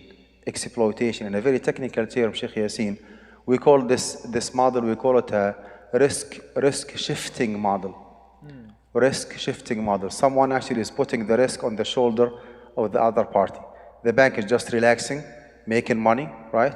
Taking no responsibility whatsoever, does not produce anything, does not buy, does not sell, does not produce, does not do anything whatsoever, just lends money and extracts money from the money without adding any value to the society. And the whole risk and responsibility and liability is on the shoulder of the borrower. In the Islamic finance system, just imagine that we do have an Islamic finance system implemented, and you went to Bank of America, to Islamic Bank of America, applying for a $500,000 loan. They would say, well, sorry, we do not give you money. You are in the wrong place. Because in the Islamic finance system, loan is not a mode of finance, believe it or not. Loan is not a mode of finance, right? If you want to have $500,000, right? Well, let me give another example. Someone actually approached me, asked me for $100,000 as a loan. If I know for sure that he wants that money to pay his bills, or to do a surgery, for example, or to pay for the tuition fees, or to provide food for his kids, I'll be inshallah more than happy to give him the money if I have it, right? Because actually in the Islamic finance system, loan is not a mode of finance. It is a kind of devotion. It's a kind of cooperation. It's a kind of sadaqah, believe it or not. If you lend your money twice, according to the authentic hadith of the Prophet ﷺ, you will be counted as if you have given up that money. You see? So loan actually is an act of charity. You give someone in a desperate need for money, give him whatever amount, and you take the whole package because you are a practicing Muslim. You take even the inflation. Even if he pays you back after 1 year and the inflation was 2 or 3%, you take that loss because you seek nothing more than the reward from Allah subhanahu wa ta'ala. But if somebody else actually came to me and asked for my $100,000 as a loan, I know for a fact that this guy does have a car dealership or accessory store or grocery store. Is it fair enough for me to give him my money as an interest-free loan for 1 complete year, and he takes my 100,000, making money, upgrading his business, and then coming back to me after 1 year with a big hug, Jazakallahu khairan, here is your $100,000. Seriously? I mean, why should you take my money and you make money from my money and you give me my money as is? I mean, is it fair enough? No, it is not. It is not. If you want my $100,000, okay, for business purpose, well, let's sit down and talk business. Let's sit down and talk business. We have several Islamic modes of finance. Okay, none of them, but does have a certain amount of risk that the financier, okay, or the bank or the finance system or the mortgage company does take a certain amount of risk, liability, right? Liability, in order for them to justify the profit that they are looking for. And by the way, we are not like coming up with those rules out of our own mind. I mean, this is the exact hadith of the Prophet ﷺ. He said in a very precise, subhanAllah, very precise hadith, very concise, straightforward to the point. He said, Al-kharaju bid-daman. Al-kharaju bid-daman. Profit follows liability. Al-kharaju bid-daman. Profit follows liability. If you want to make a profit from the money that you have, ahlan wa sahlan. We would love to see you flourishing with your business, but do it the right way. You need to get involved in actual real business. Okay? I'll give you just a very simple example. I always actually mention this example. We have two brothers. We have Muhammad and Abdullah. Two brothers. And they both actually want to finance their own house.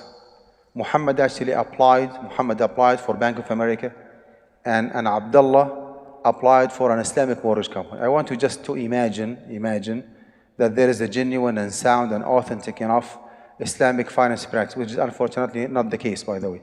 There's nothing called like Islamic finance practice, a genuine and sound one. إلا ما رحم ربي. Just imagine that we do have it, right? Muhammad was approved for $500,000 with Bank of America, and Abdullah was approved for $500,000 with the Islamic mortgage company. Okay? Muhammad purchased his house, and Abdullah did the same. Someone actually is passing by and has no idea of what's going on. He would say, well, what is the difference?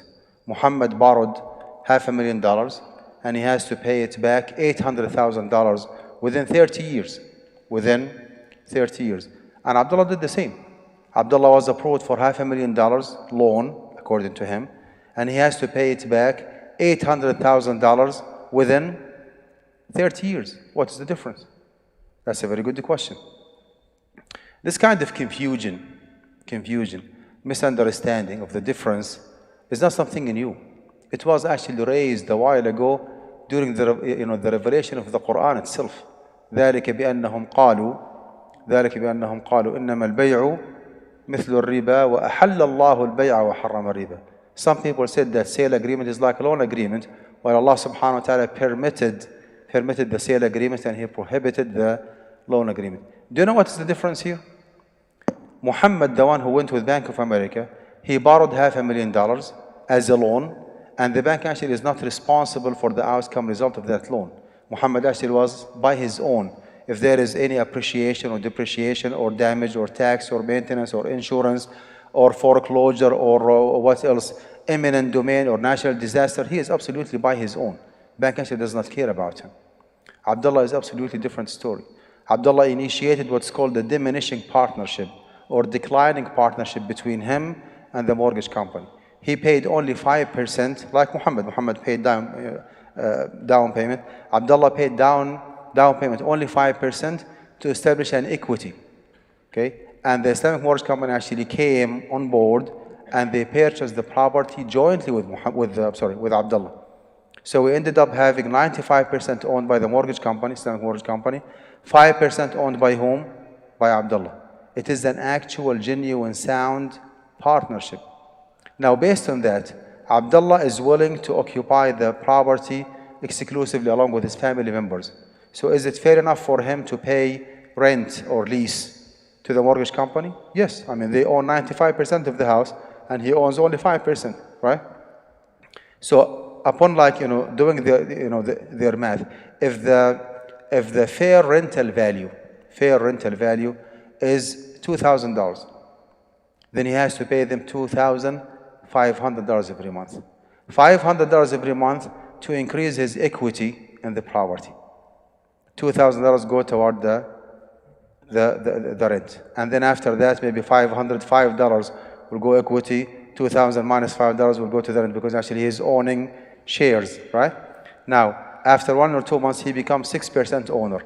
And the ownership of the mortgage company goes down to 94, 7%, 93, 8%, all the way until in the last payment after 30 years, he kicks them out of the deal by becoming the exclusive. That's why they call it diminishing partnership. During this long-term agreement, believe it or not, tax, maintenance, I mean the major maintenance expenses, not the wear and tear, has to be incurred proportionally between Abdullah and the mortgage company.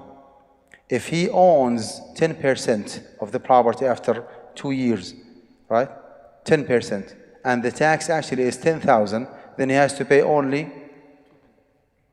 2,000 and they pay 8,000. 1,000 if he is 10%, and 9,000 has to be paid by the mortgage company. Maintenance is the same. Insurance is the same. Not only that, if he decides one day to terminate the agreement, that's absolutely up to him, because عقد الشراكة عقد جائز وليس عقدا واجبا. So he wants just to get rid of that partnership. That's fine. Put the house in the market. If there is any appreciation, a profit, and he owns, let's say, 50% of the house after 15 years. If there is an appreciation, like increase in the market value, $100,000, he is entitled to take 50,000, and the mortgage company takes 50,000. And vice versa. If there was a depreciation, 100,000, he incurs only 50,000, and they incur 50,000. If there is a natural disaster and the insurance did not cover it, he incurs 50% of the loss. If there is any eminent domain, for example, house is taken by the Baladiyya or by the county or the city or the federal government for whatever reason, and they did not compensate them well, and there was a loss, it has to be shared between them proportionally based on the percentage of ownership. None of the above applies with Muhammad, because actually he took a loan. You see the difference? ذلك بأنهم قالوا إنما البيع مثل الربا وأحل الله البيع وحرم الربا. Every single mode of finance, if it is applied genuinely, soundly, it has to show a certain amount of risk. And the best option when it comes to owning houses is the diminishing partnership, because it is a real, genuine, sound, long-term partnership, right? This is called risk-sharing model versus the first one, which was risk-shifting model. Risk-shifting model is the traditional finance system. You just put the load and the liability and the risk on the shoulder of the borrower. You are by your own. In the risk-sharing model, which is the nizam of Allah subhanahu wa ta'ala, okay, it does not have risk-shifting. It has risk-sharing model. If there is a profit, everybody makes profit. Everybody is happy. If there is a loss, everybody actually will be incurring the loss accordingly. And that's the justice that Allah subhanahu wa ta'ala wants, the whole people, whether Muslims or non-Muslims, to implement. Subhanallah, if you read in Surah Al-Hadid, لَقَدْ أَرْسَلْنَا رُسُلَنَا بِالْبَيِّنَاتِ, we sent our prophets with the clear message. وَأَنزَلْنَا مَعَهُمُ الْكِتَابَ وَالْمِيزَانِ, we sent with them Al-Kitab, which is the book or the scripture, and the Mizan, the scale. Why? قال لِيَقُومَ النَّاسُ بِالْقِسْطِ. Subhanallah. The main reason behind sending prophets and messengers to humanity is to apply justice. It's all about justice. لِيَقُومَ النَّاسُ بِالْقِسْطِ. So the prohibition of riba when it comes to transaction is the only way where you can eliminate that injustice, where you can enforce justice on people. That's why Allah subhanahu wa ta'ala prohibited riba. Jazakallah khair, Sheikh, for this comprehensive answer. There are so many questions. There are so many questions, brothers, about leasing, about saving account, late fees, stocks market, student loans, 401k. So many questions. It's going to be covered in details in the next couple of days. Here's a question, Sheikh, about inflation rate versus riba interest. If it's not coming, can you elaborate more? Inflation it is coming, rate. actually. Is it coming? Oh, yeah. Okay. So inflation rate is coming. Then I think a lot of questions, but all of them will be covered. You can proceed, Sheikh. Yeah, I will allow you to ask questions, but you are the last one. Everybody must ask questions through two ways. Write it in a piece of paper or submit this digitally, so I can filter them and ask them in the right timing. But please go ahead, brother.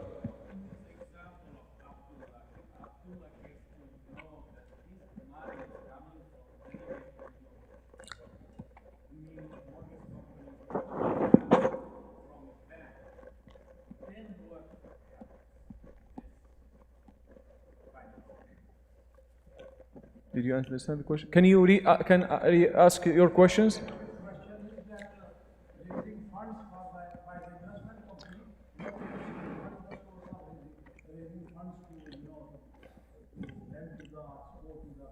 For the Islamic financing companies, you are saying?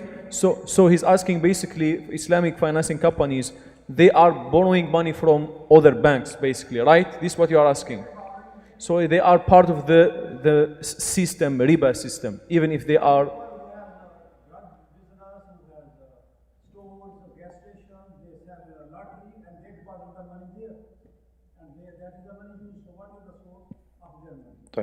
Is this your question, brother? Yes, if I know that that's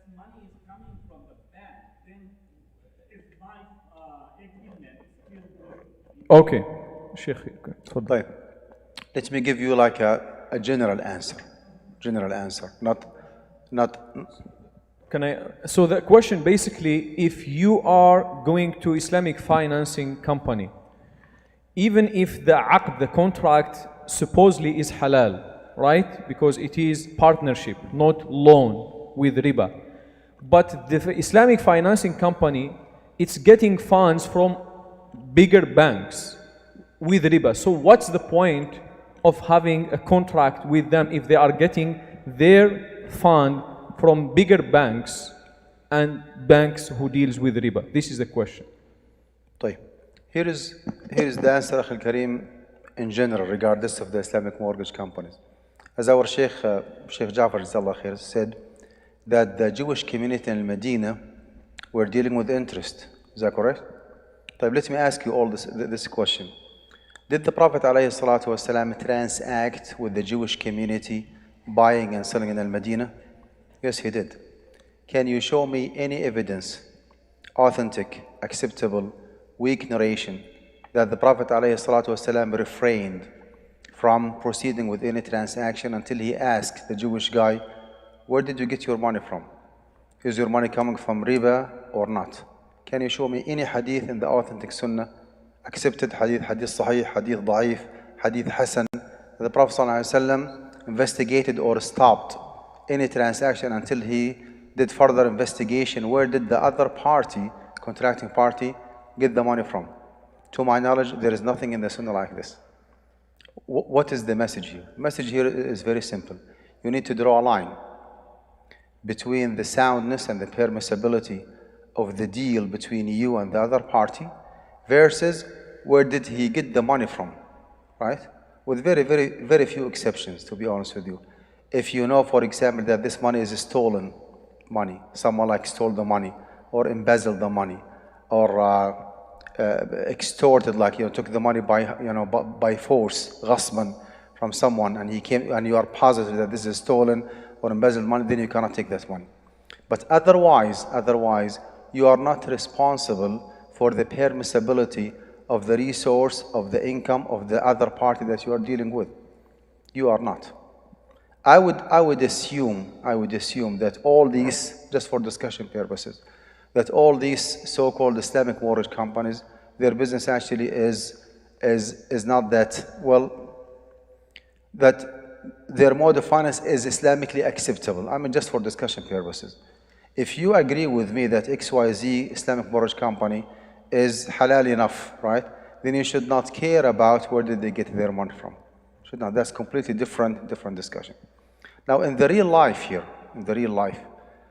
did you come across any masjid in the United States whenever they do a fundraising, okay, and people start raising hands? Do they ask you, Akhi, where did you get your money from? Do you have a liquor store? Do you have a gas station? Do you have a, do we usually do that in the masajid, Sheikh Yasin?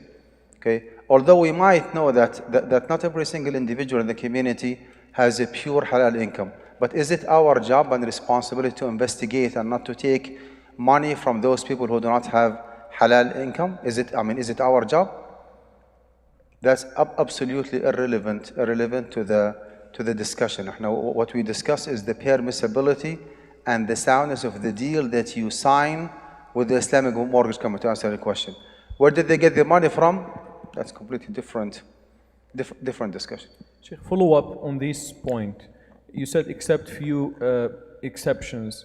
So somebody, if you know somebody who is in pure haram business, like somebody, God forbid, in adultery business or something pure haram, and having transactions with you, but transaction is halal, like coming to you to buy your phone, but you know for sure that the person having pure haram income, not like a bank or a business where it's a mix of a variety of transactions. Is it halal to have, because you don't care where the money is coming from, is it halal to have transaction with this person knowing that not percentage of his income, purely haram income? Is it halal? There is a well-established قاعدة فقهية, Sheikh Yasin. الحرام لا ينتقل إلى ذمتين. الحرام لا ينتقل إلى ذمتين. The prohibition status is not transferable from one individual to another. It is not. You read in Sahih al-Bukhari, for example, that the Prophet ﷺ once passed by the house of Barira radiallahu anha. Barira actually was a slave girl of Aisha radiallahu anha. Barira was a slave girl of Aisha radiallahu anha. And she was cooking meat. She was cooking meat. So the Prophet ﷺ asked Barira to serve him some meat to eat. She said, Ya Rasulullah, innahu min as-sadaqah. Innahu min as-sadaqah. It is a kind of donation and charity. Why she said that? Because Prophet ﷺ does not take sadaqah, mashallah, like ahsan. Prophet ﷺ was allowed to take the hadiyah, not a sadaqah. A gift, he takes it. Because of his like very special, prestigious status as the Prophet, he was prohibited from taking sadaqah. But he was allowed to take hadiyah, gift. قال يا بريرة هو لك صدقة ولنا هدية ما شاء الله عليك. Now for you, when you have received the meat, it was sadaqah for you as a slave girl. But whenever you serve the meat to me, it's not a sadaqah anymore, it is a hadiyah. And that's why our ulama or fuqaha said, Al-haramu la yantaqilu ila dhimmatain. Okay? The prohibition status is not transferable from one individual to another. We're gonna come across a lot of examples tomorrow, Sheikh Yasin, on inheriting haram money. My dad passed away while having haram business. I did not support him, I did not agree with him, I did not help him in doing that haram business, and then he passed away. Can I inherit that money or not? Yes, I can. I can, because actually I'm the legal heir of my dad. I'm just giving an example, alhamdulillah, my dad was not dealing haram. Just an example. Because he is responsible for whatever he has done during his lifetime. عليه الغرم ولي الغرم. I mean, there is no owner of the money except for me and my mom and my siblings, right? If I was supporting him and helping him and approving what he does, then I'm sharing the sin with him. That's a completely different story. But if he has done something out of his own mind without taking my permission and then he passed away, then actually he takes the sin and I take the money. You see? As simple as that. Yeah. There are some questions about the mortgage. The Muslim mortgage is a higher rate than it's coming, inshallah ta'ala. One last question, Sheikh, before we proceed. There is a person asking about فَأْذَنُوا بِحَرْبٍ مِّنَ اللَّهِ وَرَسُولِهِ, the ayah in the Quran al-Kareem. The question is the person who is borrowing the money is as severe, as haram, as filthy and ugly as the lender who is the recipient of the interest? Like, is the ayah talking about the recipient, which is فَأْذَنُوا بِحَرْبٍ مِّنَ اللَّهِ وَرَسُولِهِ, or even the person who is giving the interest? Here is the answer. Jabir radiallahu anhu reported, Allah's Messenger sallallahu alayhi wasallam cursed the acceptor of interest. Akil al-riba, the eater, right? Acceptor of interest. And its payer, like the one who pays it. And the one who records it, وَكَاتِبَهُ, the script. وَشَاهِدَيْهِ, and the two witnesses. So the one actually who consumes the riba is cursed, and the one who pays riba to others is cursed, and the one who writes down and facilitates the transaction is cursed, and the two witnesses who facilitate the transaction are cursed. And if somebody still has some doubt, okay, regarding that differentiation between consuming versus paying interest, he said, قَالَ وَهُمْ سَوَاء, they are equal in committing the sin. So the one actually who consumes riba and the one who eats riba are the same when it comes to haram. However, to be fair, in most cases, 99.9%, there is no necessity that pushes you to consume interest, right? I mean, there is no situation, 99.9%, that you are in a necessity situation where you have no choice but to consume or to eat riba. However, you might find yourself in a position where you have to borrow money with interest. Someone actually is running out of resources and about to be kicked out from his apartment because he did not pay the rent. He tried to find like Islamic mortgage, in no way, interest-free loan from a Muslim brother or sister, no way whatsoever. And he was about to be kicked out of his apartment. Can he go to the closest bank and apply for an interest-bearing loan just, to survive and to stay in his apartment? Yes, he can. Yes, he can. So this is actually one of the differences, well, maybe the major difference, that a necessity might happen to push you or to enforce you to borrow money with interest. and there is no sin upon you. If you are in a ضرورة فمن اضطر في مخمصة غير متجانف لإثم فإن الله غفور فمن اضطر غير باغ ولا عاد فلا إثم عليه. So there might be a possibility of you to be desperate for borrowing money with interest, but there is no way for you to be in desperate need to lend money with interest. That's the difference. Did I answer? Yes, yes. Jazakallah khair. I said this last question, but there is another question here. I think the answer is very simple, but again, I have to ask it.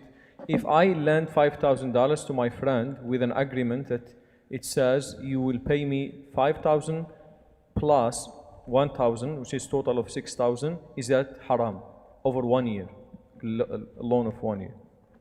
Yeah, if it is a loan, like yes, there is this no is said lend 5,000, which is a loan. That's a straightforward interest-bearing loan. So it's pretty straightforward riba and haram. Yeah, he's saying about inflation. So the inflation is coming tomorrow, right? So the inflation, we'll talk about it tomorrow, inshallah ta'ala. Tfaddal, Sheikh. We have 15 minutes until Salat al-Isha. We pray Salat al-Isha and then we'll continue after Salat al-Isha for about half an hour or so. Tfaddal, Sheikh. طيب. As I said, it's going to take us between 30 minutes to 45 minutes. This is actually a very rough and tough and boring information. But actually we have no choice but to pay attention and to comprehend what I'll be saying. Because if we master these fundamental fiqh rules of riba and understand it very well, we can navigate through the system easily tomorrow and the day after tomorrow. If we don't understand it well, then wallahu alam, I mean, like comprehending the rest of the presentation might be challenging for us. So thank you in advance for your patience. Fine. Interest in the balance of Sharia. This is the hadith that I just shared with you, that every single individual involved in riba, whether the consumer or the payer or the script, like the writer, or the witnesses, the two witnesses, whosoever facilitate riba transaction actually is involved in the la'na and the curse of Allah subhanahu wa ta'ala and the curse of His Prophet sallallahu alayhi wa sallam. Being involved in riba is among the 7 destructive major sins. Major sin. SubhanAllah, if you read the whole Quran from the beginning until the end, you will never find a ma'siyah or sin where Allah subhanahu wa ta'ala is declaring war against those who are involved in other than the sin of being involved in riba. فَإِن لَمْ تَفْعَلُوا فَأْذَنُوا بِحَرْبٍ مِّنَ اللَّهِ وَرَسُولِهِ. And outside the Quran, in the hadith Qudsi, مَنْ عَادَ لِي وَلِيًّا فَقَدْ آذَنْتُهُ بِالْحَرْبِ. Whosoever shows an animosity and hostility to a wali, like a close devout to Allah subhanahu wa ta'ala, then Allah azza wa jal is waging a war against him. But in the Quran itself, the only sin where Allah subhanahu wa ta'ala is waging war against those who are involved in actually is riba. For those who are writing notes about what I'm explaining, you don't have to. The PowerPoint presentation is not copyrighted. It is not. It is for everybody. I sent it to the mashayikh several times. Please feel free to take your own copy, forward it, save it, send it to everybody. It is just sadaqatun jariyah, inshallah. We will share it with everybody. Unless like there are certain issues are not mentioned in the presentation, you want to take note, that would be fine. So the Prophet ﷺ was asked about he said اجتنبوا السبع الموبقات, avoid the 7 destructive major sins. قال وما هن يا رسول, what are those? He said الاشراك بالله, having partners with Allah subhanahu wa ta'ala, until he said one of them, eating of usury, and that's a confusing part. وأكل الربا, and in the Quran لا تأكل الربا أضعافا مضاعفة. Some people think that consuming riba is prohibited for itself. Paying riba to others is prohibited for other causes. That's wrong. That's wrong. Both of them are prohibited, and here is the evidence. وقال هم سواء. So you need to combine, you need to consolidate, if you wish, all the evidences in this regard to come up with a proper conclusion. Every single individual directly involved in riba, lending, borrowing, documenting, witnessing, facilitating, is included in the curse and the la'na of Allah subhanahu wa ta'ala and His Prophet sallallahu alaihi wasallam. Technically speaking, there might be some necessities that push you, mandates you to borrow one with interest. And if you are in the state of necessity, then there is no blame on you because you are muttar. But there is no situation where you find yourself actually imposed against your will to take riba from other people. You cannot, with very, very few exceptions. One of those exceptions, by the way, subhanAllah, a few weeks ago, You have received a question to the Fatwa Committee. An old lady in Egypt, in the Amja Fatwa Committee, old lady in Egypt. And she's a widow. And she has a lot of kids. She inherited a good amount of money. She does not know how to do business. She does not have a business mentality. She doesn't know like a good, trustworthy individual to get involved with him or with her in mudaraba or musharaka or halal business. She was asking a question. Can I open a saving account and get a fixed return from the bank? And this is the only source of income for me, period. If I do not take this action, all the principal amount will be gone. And I said, subhanallah, wallahi, this is the very first time, I'm now 53 years old, this is the very first time in my life I come across a question, okay, where a person might be in desperate need to eat riba, subhanallah. I did not give her like an official answer, but my recommendation to the Fatwa Committee that yes, I mean, this is subhanallah, this is a very unique case where that lady actually is in desperate need to consume riba. There is a darura here. If she does not do so, the money will be gone. The principal, I mean, in Egypt, I mean, welcome, and the inflation and the corruption there, subhanallah. So if she does not open a saving account with a fixed income that is enough to take care of the basic expenses, okay, of the living expenses of her kids, she will be gone. What do you think? Can she open a saving account? No, you said so, Sheikh. What's that? You said so. Did I say? Yeah. Well, Allah Alam. So this is one of the major destructive sins, war from Allah subhanahu wa ta'ala and His Prophet, as we already repeated the ayah several times. فَإِن لَمْ تَفْعَلُوا فَأْذَنُوا بِحَرْبٍ مِّنَ اللَّهِ وَرَسُولِهِ. If you are not willing to quit the remaining of interest, then you are waging a war, or you are declaring a war against Allah and His Messenger. Prohibited everywhere because according to a very strong approach within the Hanafi school of thought, that التعامل بالعقود الفاسدة بين المسلم وغير المسلم في دار الحرب مباح. Dealing or transacting between Muslims and non-Muslims in any invalid or void transaction in the abode of war, Darul Harb, is permissible, right? And this is again a very strong approach within the Hanafi school of thought. We have heard, this fatwa. I mean, we hear it actually every now and then.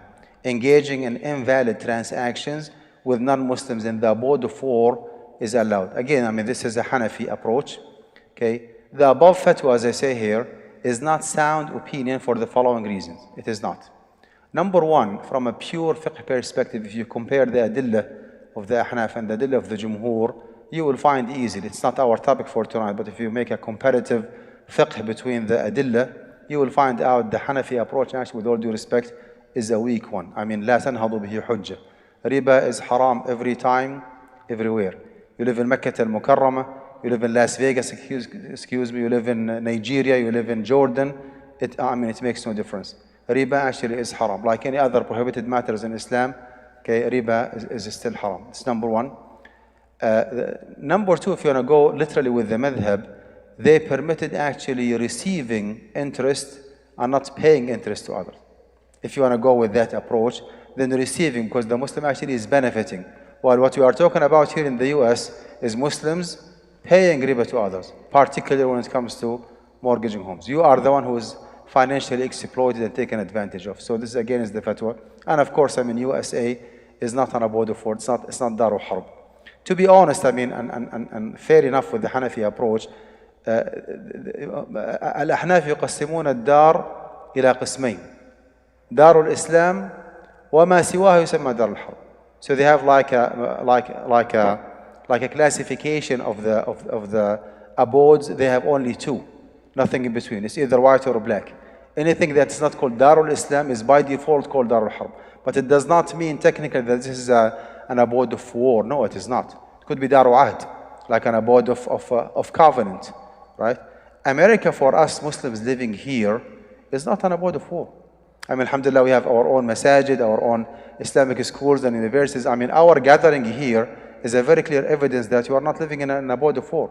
We are enjoying the safety and the security and the luxury of living in this society.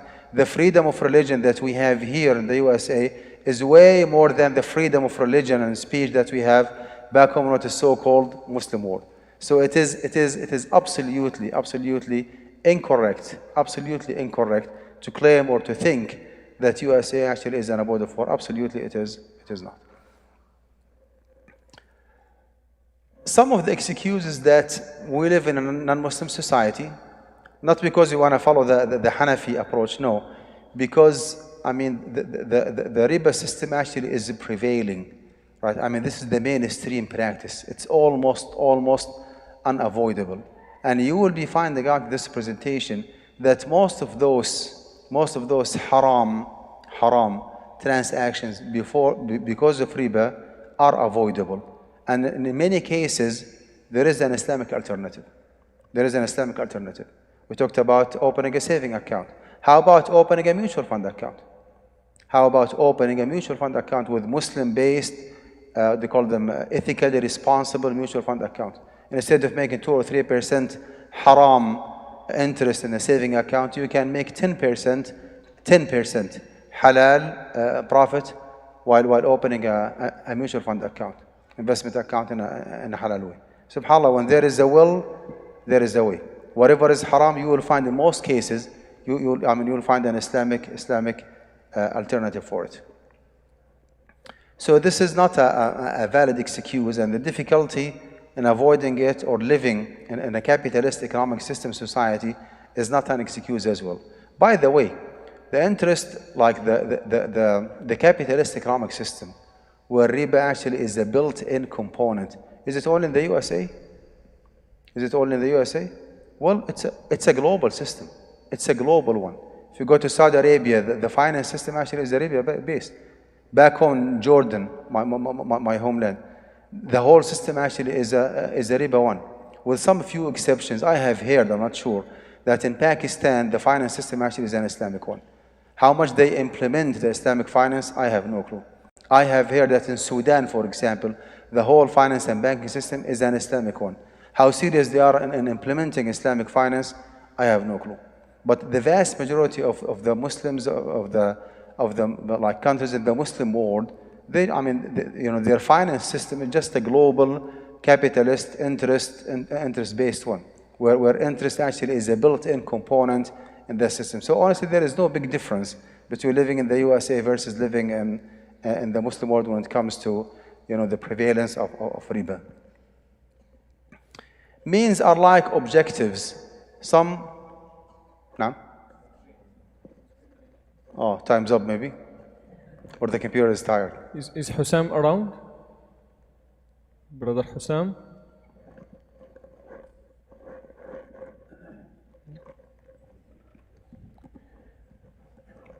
Maybe it's a time for break, Sheikh. We can break from the divine. خلاص inshallah ta'ala we'll just stick. We pray Salat al-Isha and we come back right after Salat al-Isha inshallah. We come back right after Salat al-Isha inshallah ta'ala. Please remain with us. It will be half an hour after Salat al-Isha, and tomorrow inshallah ta'ala the program will start 10, and prior to the program we'll be having breakfast together inshallah ta'ala. Please join us for the breakfast. And inshallah ta'ala, let's now pray Salat al-Isha and come back. Jazakumullah khair. Just a quick reminder that if you already made a pledge to support Guidance College, here is the booth by the door. We do have the pledge forms, we do have the donation box, and we have the credit card machine. If you made the pledge, please fulfill your pledge, before I charge you interest. Like if you wait until Sunday, I'll charge you interest. No. Guidance College actually is a degree granting institute. It's a university. It has nothing to do with Guidance Residential, the Islamic mortgage company. Thank you.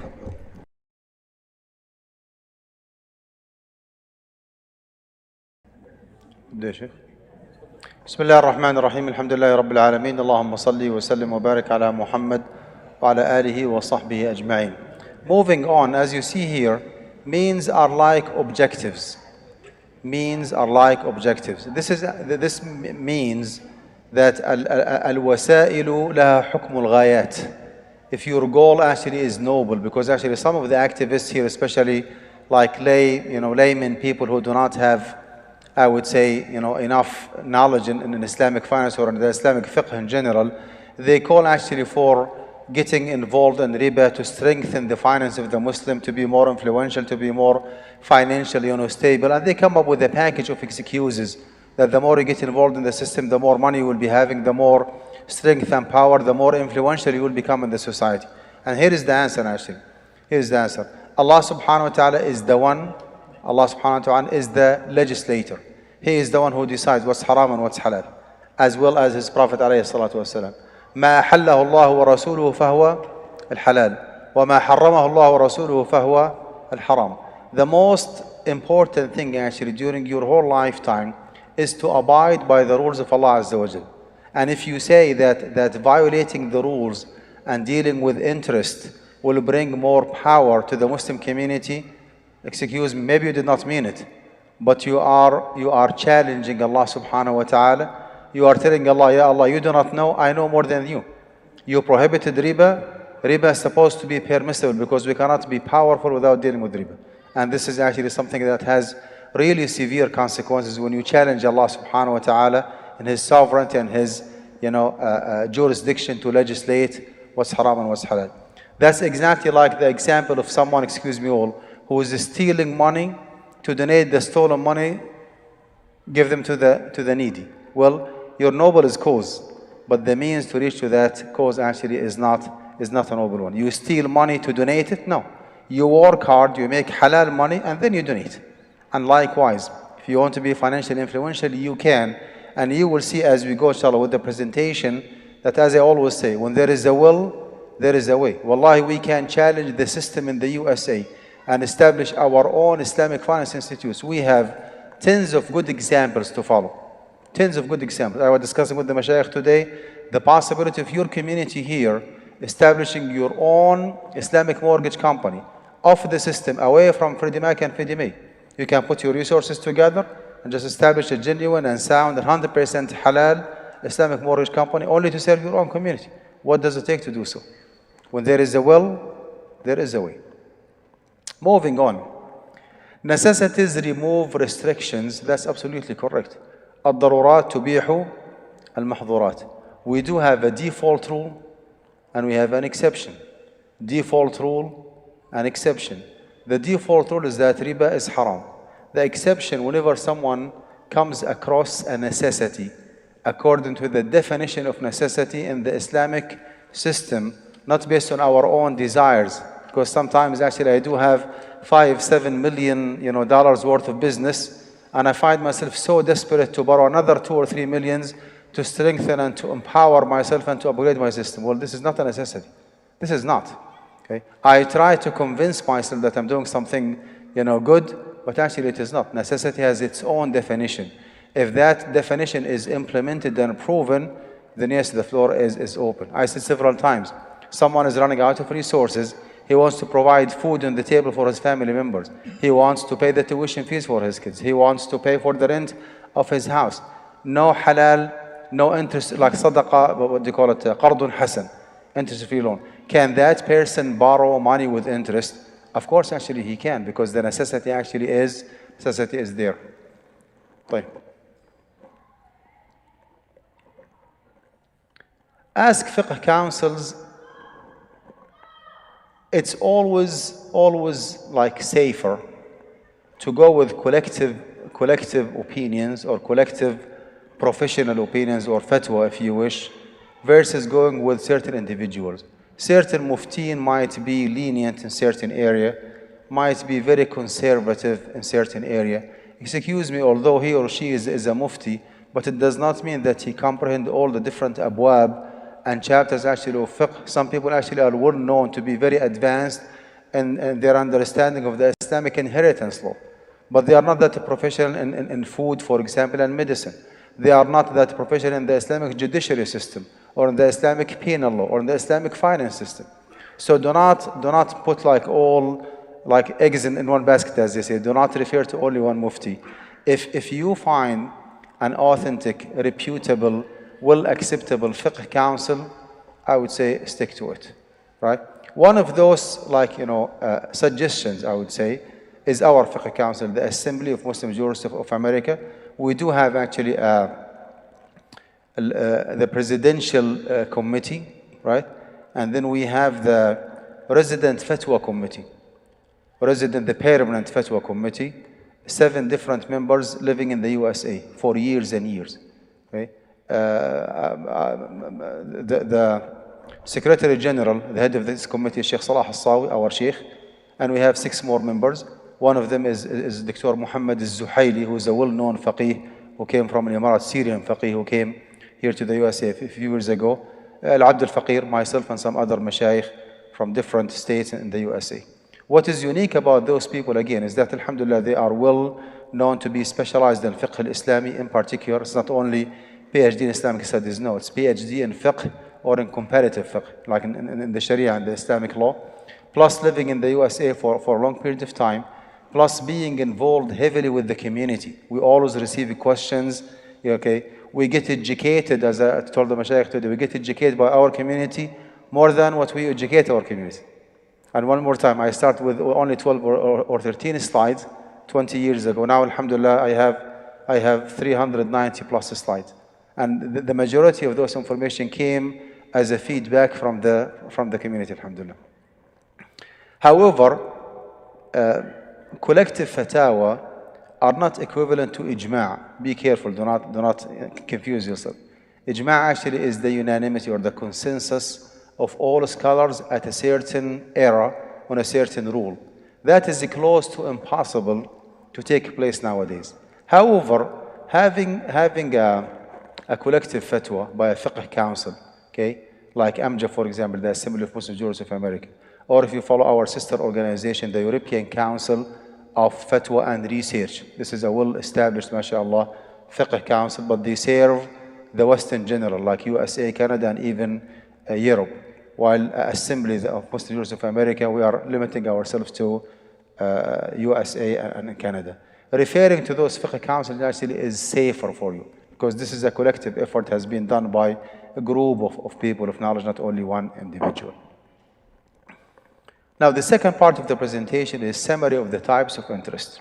Okay, here is the technical definition, and again, it's like a very boring, I would say, part of the presentation, but you have to go through it. And if you memorize those technical definitions by heart, you will do yourself a favor, because those definitions will help you a lot, comprehending and going further, inshallah, with the contemporary transactions. Here is the definition of riba in general. It is the increase or delay or both.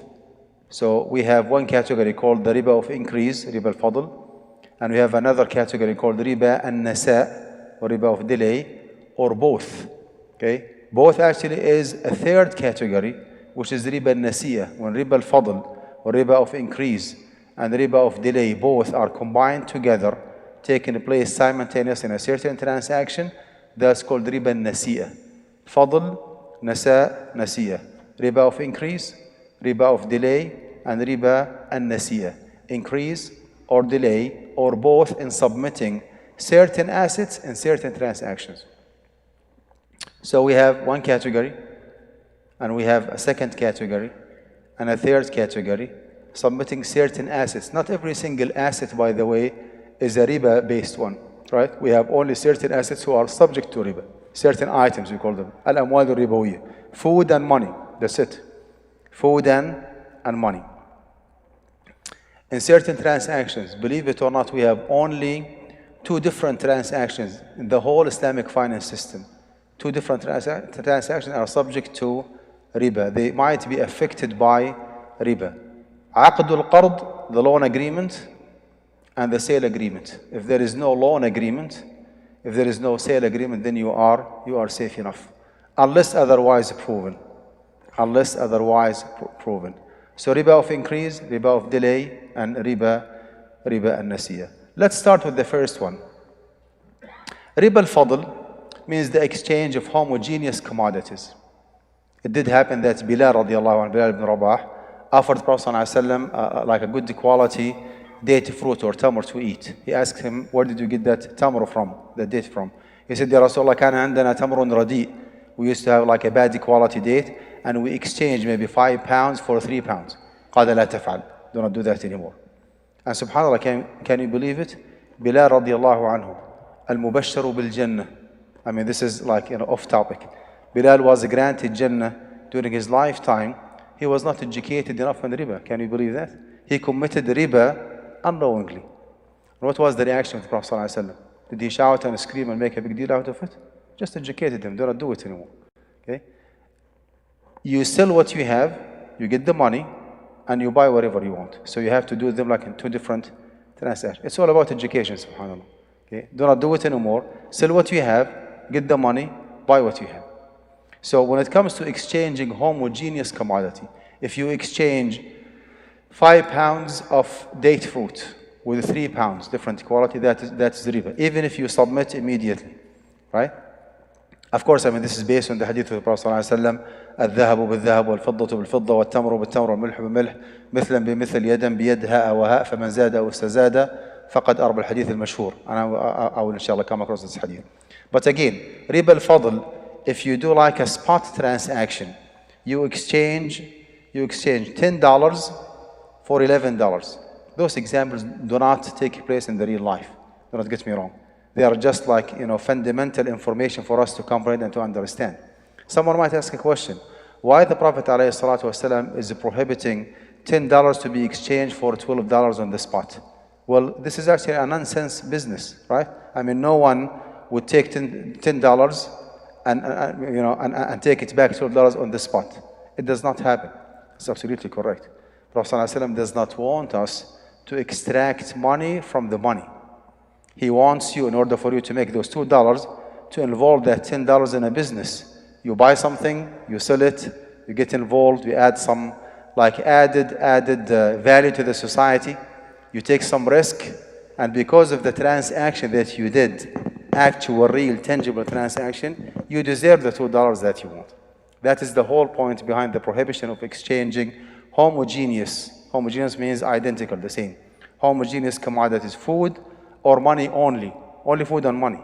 So the two usurious items or two riba items are money and food. Anything that is not money, whether check or cash or credit or debit or even cryptocurrency nowadays, right? Anything that is not food, right? Not rice or sugar or fruit or anything that's not food by default and not money by default is not subject to riba. Can you exchange one car for 2 cars? Yes, you can, because car actually is not a usurious item. Can you exchange apple for apple with inequality? No, you cannot, because this is a homogeneous item. Sell the apple that you have, okay? Get the money and buy whatever you want. Do them in 2 different transactions. So riba al-fadl actually means ziyada. Riba al-fadl means ziyada. The exchange of homogeneous commodities, food or money only, for a cost plus. If you want to exchange Jordanian dollars for Jordanian dollars, they have to be 5 versus 5, no more and no less. You cannot extract, you cannot derive money from the money. That's why Prophet ﷺ prohibited riba al-fadl. Riba of delay or riba al-nasa, the submission of one item in any exchange of homogeneous commodity. Submission of one item in any exchange of homogeneous commodities, food or money only, while deferring the other item. While deferring the other items. How many usurious items we have? Only 2. Money, any kind of money, and food, any kind of food. If it did happen that you give someone 5 pounds of apple, right? Not as a sale, as an exchange, right? And he hold that apple for 1 or 2 days and give it back to you, right? Or, for example, you exchange orange for apple. You gave him the apple, and he said, okay, I do not have the orange today. I'll come back tomorrow and give you the orange. And then he brought the orange next day, gave it to you. That's called riba al-nasa, because there was a time gap in between. When it comes to exchanging food for food, money for money, it has to be like a spot transaction, immediate transaction, okay? Currency exchange in any airport or in any marketplace. You give the American dollars, okay? to the business owner, and you get the Jordanian dinars on the spot or the Kuwaiti dinars on the spot. That's halal, right? That's halal. So riba an-nasa is the submission of one item in any exchange of homogeneous commodities. Orange for orange, apple for apple, date for date, American dollars for American dollar, right? Food or money only, while deferring the other item. There is no difference here. مثلا بمثل يدا بيد ها وها. If there is any time gap, that will be counted as riba an-nasa. Now, if you put those two different components together, you're going to end up with having the most severe prohibited level or category of riba, which is riba an-nasi'ah. Riba an-nasi'ah actually means you exchange money or you lend money, right? So there is a time gap. You take money from Bank of America for 2-3 years, and then you pay it back after 2 or 3 years plus. That is the premium or the sale price actually is the riba. So إذا التقى الفضل مع النساء صار الربا ربا النسيئة. Riba النسيئة is the one that is agreed upon its prohibition period. This is unnegotiable issue when it comes to Islamic finance. Riba النسيئة.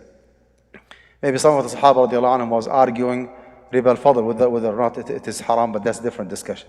But when it comes to the riba al-nasiya or riba al-jahiliya or riba al-diyun, which is the premium that has to be or must be paid by the borrower to the lender along with the principal amount, either as a condition for the loan or for the extension of its maturity, that's riba al-nasiya. Okay, you give someone 5 pounds of daty fruit for maybe 1 or 2 months, right? In order for him to give it back to you, 6 pounds of daty fruit after 1 month. That's 2 different kinds of riba. The 5 pounds became 6, and they were not giving back to you on the spot. There was a time gap of 1 month. Time gap is riba al-nasa. The extra pound is riba al-fadl. Fadl ma'a nasa, we ended up having riba al-nasiya. Clear? Again, yeah. Those examples, okay, especially when it comes to food. I mean, we do not exchange barley for fruit or khubz for sha'ir or all these examples. They are there. They are authentic. They are correct. But they do not exist. They do not belong to our society. They are very irrelevant to our society, except when it comes to riba al-diyun. This is actually the most prevailing example that ruins 95-97% of the haram transaction in the U.S. finance system. They belong to riba al-nasiya. It's all about lending money with interest, right? Lending money with interest, borrowing money with interest. Subhanallah, even like some people nowadays cannot even imagine that you can borrow money with no interest. You take a loan from your employer, right? Interest-bearing loan. As a gesture from your employer, he says, okay, I'm going to give you the loan for 3% APR, but I'm going to pay the interest on your behalf. They cannot imagine that someone can take interest-free loan. Sometimes you take a commitment from the car dealership that we're going to give you 0 APR. Okay? And after 2 or 3 months, whenever the car is available, okay, you will be surprised that in the contract, 2% APR.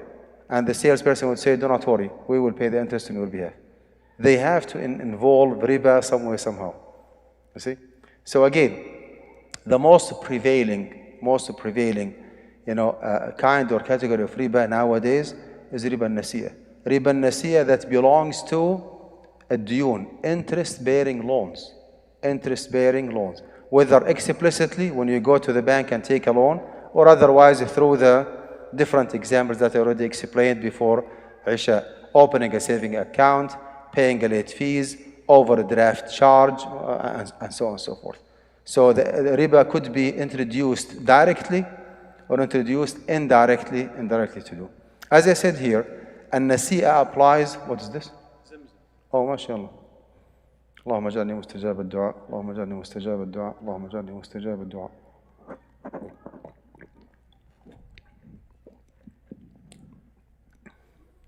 If you have only one da'wah to make, what is the best dua? If you have one da'wah, like one time to make one dua, the best dua ever you can do is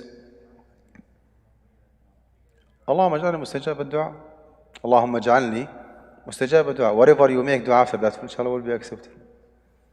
Smart investment. There you go. So that's riba nasi'ah. That's riba nasi'ah. Okay, riba items and riba contracts. Now we said, again, I just want to make sure we are on the same page. Increase or delay or both in submitting certain assets and certain transactions. Certain assets and certain transactions. We already talked about increase, delay, both of them. Now let's talk about the certain assets and certain transactions, right? Users items, al-amwal al-ribawiyya, items who are subject to riba, are food and money only. Only food and money. Anything that is defined as food is subject to riba. Which means that whenever you get involved in selling food, you need to be careful, especially when it comes to exchanging food for food. It's way easier if you exchange food for money, because like the items are different, they are not identical. One category is money and one category is food. When it comes to exchanging food for food, you need to be extra careful, right? And when it comes to homogeneous items, you need to be extra careful, as I will be explaining. So users items, items who are subject to riba, are food and money only, right? Users transactions are loan contract, and as you see here, debts in general. Debts in general, right? We said several times before Isha, الديون لها حكم القروض. In most cases, debts take the same, most probably take the same rule of loans. Remember the example of the utility bill? You utilize the service of T-Mobile for 1 month. Toward the end of the month, you owe the company $250 because you have utilized their service. You did not borrow money from them, but you owe them $250, for example. So, users transactions are loan contract and debt in general, and sale contract only. So, عقد البيع وعقد القرض. This actually means by default, if the agreement is a lease to own agreement or lease agreement, it's not subject to riba to start with. It is not. If the agreement is an employment agreement, you work for a company, it's not subject to riba to start with. Unless actually riba is involved in it. Unless riba is involved in it. I'll give you an example. Lease agreement, you sign like, you want to rent an apartment, lease an apartment, right? You have to pay $2,000 rent. If you default in paying in the first 5 days, you will be charged late fees. Thank you. That late fees will be counted as interest. But actually it has been incorporated, it has been like, indulged in the lease. It's not a genuine part of it, because the deal itself actually is not a user's contract. It's not sale agreement, it's not a loan agreement. This is a lease agreement. So it's not even subject to riba to start with. As I said here, however, riba might be incorporated in other transactions as well. Okay, I do have some employees at Guidance College. Okay, I owe them their salaries toward the end of the month. If there is an agreement that if I do not pay you before the end of the month, then I have to pay you $50 per day, or 1% from your salary per day. That 1%, okay, that percentage or that lump sum or one time like flat rate extra money will be counted as interest.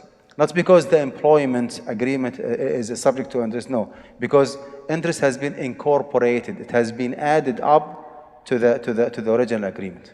That's why I said riba might be incorporated in other transactions as well. Cause of debt. We said that debt takes the same rule of loans in most cases.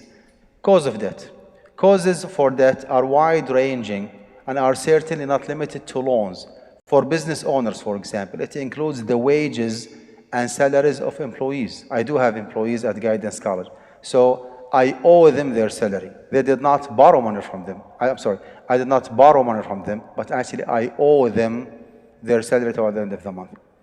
Customers, it includes payment plan. You go to Best Buy, okay? You want to buy any kind of like appliances. Same as cash for 18 months. غسالة ولا مش عارف washer ولا dryer. You buy it for $1,000 cash.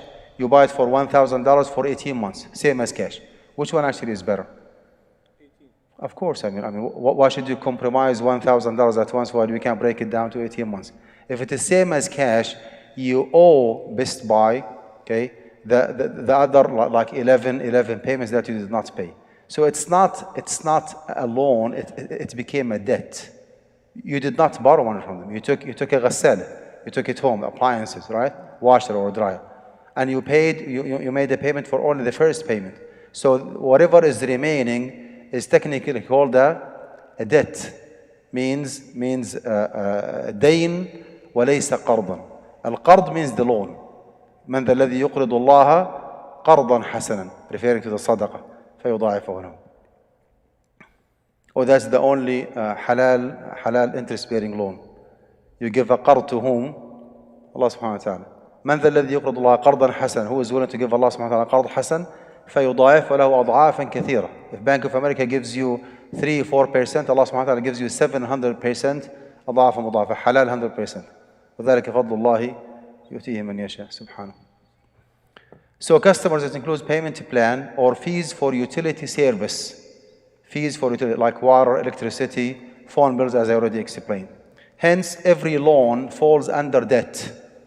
Every loan, so every loan is a debt, but not every debt is a loan, right? So بينهما عموم وخصوص, as we say. Nature versus wording. It is enough for the nature of the transaction to fall under debt, okay, broad definition, to be considered as such, as I already explained, even if it is not worded as a loan agreement or referred to as a debt. Again, you owe T-Mobile $250. You owe the utility bill $100. You owe your employees, right? By default, that debt, okay, is there. You owe them, right? Whatever is defined as debt will be counted as loan unless otherwise proven. Why we are making that comparison? Because we have a lot of restrictions when it comes to giving a loan, right? It has to be an interest-free one, right? And you do not take a loan unless you need that money. If you have enough money, you are not, supposed to apply for a loan and so on and so forth. That fundamental fiqh maxim was already explained. What matters in transaction is the essence and reality, not the wording or the form. I want you to know this قاعدة fiqh maxim by heart. العبرة في العقود للمقاصد والمعاني لا للألفاظ والمباني.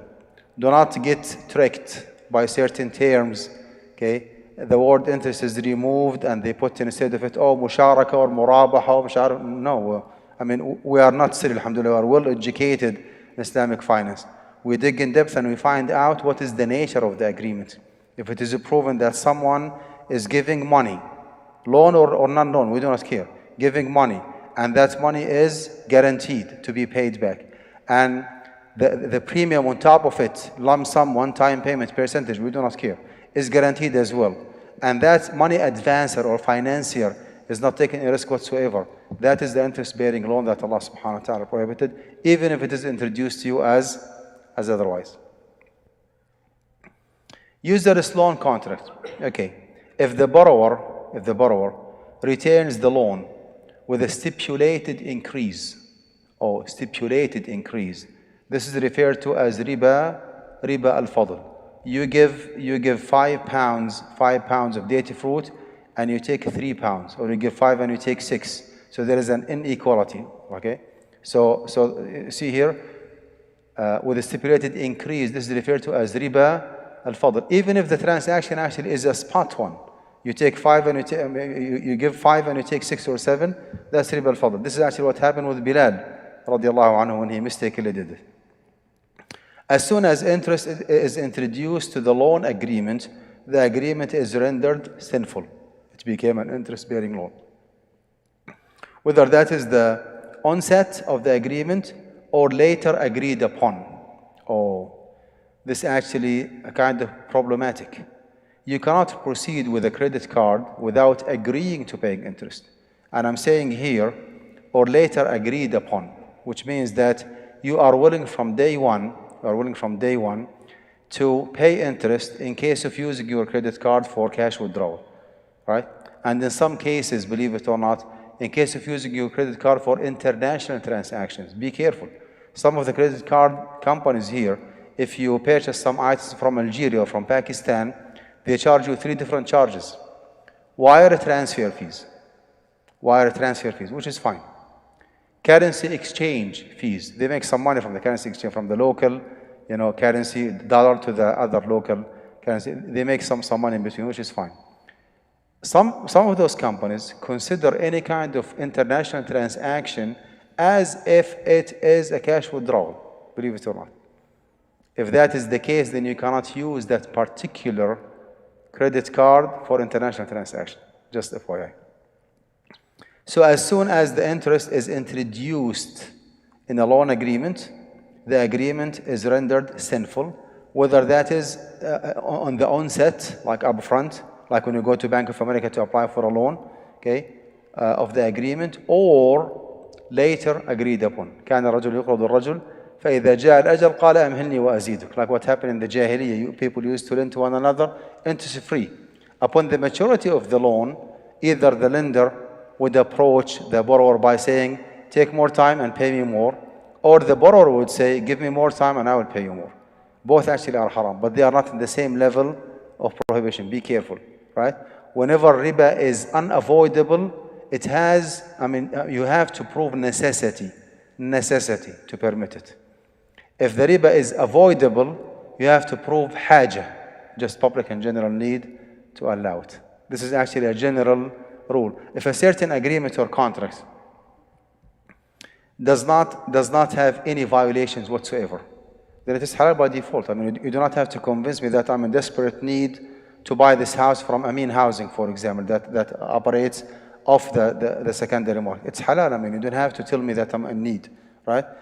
Now, the more violations and glitches are proven to be existing in that contract, the more justification and need you need to prove to me as a mufti to give you a fatwa. Yes, we do have some violations in this agreement, but because of your haja, because of your need, you can take it. If those violations and glitches reach to a point where the whole agreement became aqdun fasid, avoid one. The riba actually is obvious here, 100%. Mortgaging a house, for example, based on what I already explained. Or you need to show me darura, necessity. I'm about to be thrown in the street. I cannot find any Islamic finance option. I cannot rent the apartment anymore because my family is big. I do not have enough income to rent a house. I have been approved by Bank of America for a loan, or by the FHA, Federal Housing Administration. Can I apply for a loan? My answer is yes, you can. Allah does not want you to be a homeless, right? If the only way for you to secure a house is to have an interest-bearing loan, mortgage, or FHA, go for it, right? Why I give you a fatwa that it is permissible for you? Because of the darura. So I wish, now we see the whole picture. The aqd is halal by default. Aqd does have certain amount of glitches and violations. You need to show me a haja to get a fatwa from me that this is halal. The aqd actually is haram. You need to show me a darura, necessity. In most cases, or some cases, life or death situation, right? In order for me to give you a fatwa that only for you can go with this, with this agreement. Sheikh, can I interrupt? Can you give examples of haja? You gave example of a darura, like extreme need. Every single individual lives in the USA is a legitimate need for owning a house. So the haja actually is there. And instead of you wasting $2,000 every single month, putting that money for rent, why do not you use the same amount to purchase your own house? Why do not you make sure that you leave a house for your family members to live in after your death? Are you asking too much? Like if you want to secure a house for your wife and your family to live in? No, you are not. إنك إن تذر ورثتك أغنياء خير من أن تذرهم عالة يتكففون الناس. This is the wasiyah of the Prophet ﷺ. Leaving your legal heirs, your inheritors, financially stable is way better than leaving them needy, begging people. Do it smart. Do not waste those $2,000 in rent. Put those $2,000 in a house that you own. After 30 years, you will become the owner of the house, right? So this is an example of a haja. Every single Muslim lives in the USA. Is in need, in general need, for purchasing a house, right? And based on that, if the contract that's offered to you by Guidance Residential or by University Islamic Financial does have some violations, right? We can overlook those violations and just move on, okay? Unless you are approved, for example, by Amin Housing. Amin Housing actually operates offline. It has nothing to do with the secondary market. Their content actually is good. We have no observation on it. Unless you have your own money to purchase your own house. It makes no sense to go and borrow money or finance a house while you have the ability of purchasing a house. Can we have just 10 minutes, Sheikh? Can we take a break and ask some important questions, inshallah? Sure. Sheikh, talking about riba طيب, al-fadl, تفضل. user's loan. Yeah, I think we can stop here and continue tomorrow. Inshallah, we'll take a few minutes for questions and then we conclude for tonight, inshallah ta'ala. Speaking of the different types of riba, there is a person here asking if I lend somebody money with dollar, and the agreement is this person to pay me back in whatever time, maybe a year, two more, but with different currency. What is the Pakistani currency? Rupee, yeah. So is it okay for the person to pay back with this currency, or does it have to be paid with the same currency that I gave him, which is dollar? The second part of the question, Sheikh, we trade. If we do it in the different currency, is it the exchange of the day of giving, or is it the rate of the day of the payment? طيب. Someone actually lended $1,000 American dollars to somebody else, right? He has to pay the exact amount, not the exact value. يعني الديون ترد بمقدارها لا بقيمتها. Now, by default, the borrower has to pay back $1,000. If they both agree on paying the loan upon the maturity of the loan after 1 year on the Pakistani rupiah, that would be fine. They have to find the currency exchange value, right? In the day of the maturity, okay, in the day of the maturity of the loan. It is $1,000, okay? In November the 3rd, 2023. How much is the American dollar, okay, comparison to the rupiah? You do the math and you pay in rupiah, that would be fine. It has to be بسعر الصرف يوم السداد. So, Jazakallah khair. The second question, again, about money exchange. Can you do exchange but not on the spot? Meaning, I will give you $1,000 to give me a different currency but with gap of time. No. So it has to be immediate. It has to be immediate. الذهب بالذهب والفضة بالفضة مثلا بمثل يدا بيد هاء وهاء. However, in the real life, as inshallah will be explained tomorrow, it might be account for account instead of hand by hand. Like nowadays when you do a forex business or currency exchange forex business, right? Your other customer lives in Australia, in China. It takes 3 to 5 business days for the transaction to be settled through a third party, a bank or finance company or whatever. So as long as the transaction is immediate, to the best of your knowledge, there is no further intentional delay. Okay, and your account actually is reporting the money, and his account is reporting receiving the money. Although there is an actual real, time gap that could be actually overlooked, because the situation nowadays actually is different. When Prophet ﷺ said those rules, people were living and transacting face to face. So there was no point behind the delay. Nowadays, we cannot avoid that unintentional delay because of the nature of the business nowadays.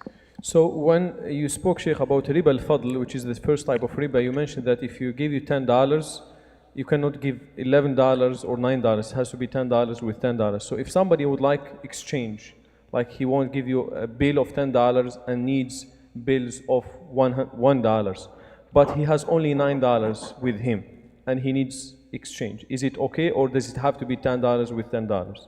Can he give you $9 and said, I will give you the other $1 later on? I have only $9 right now. By default, no.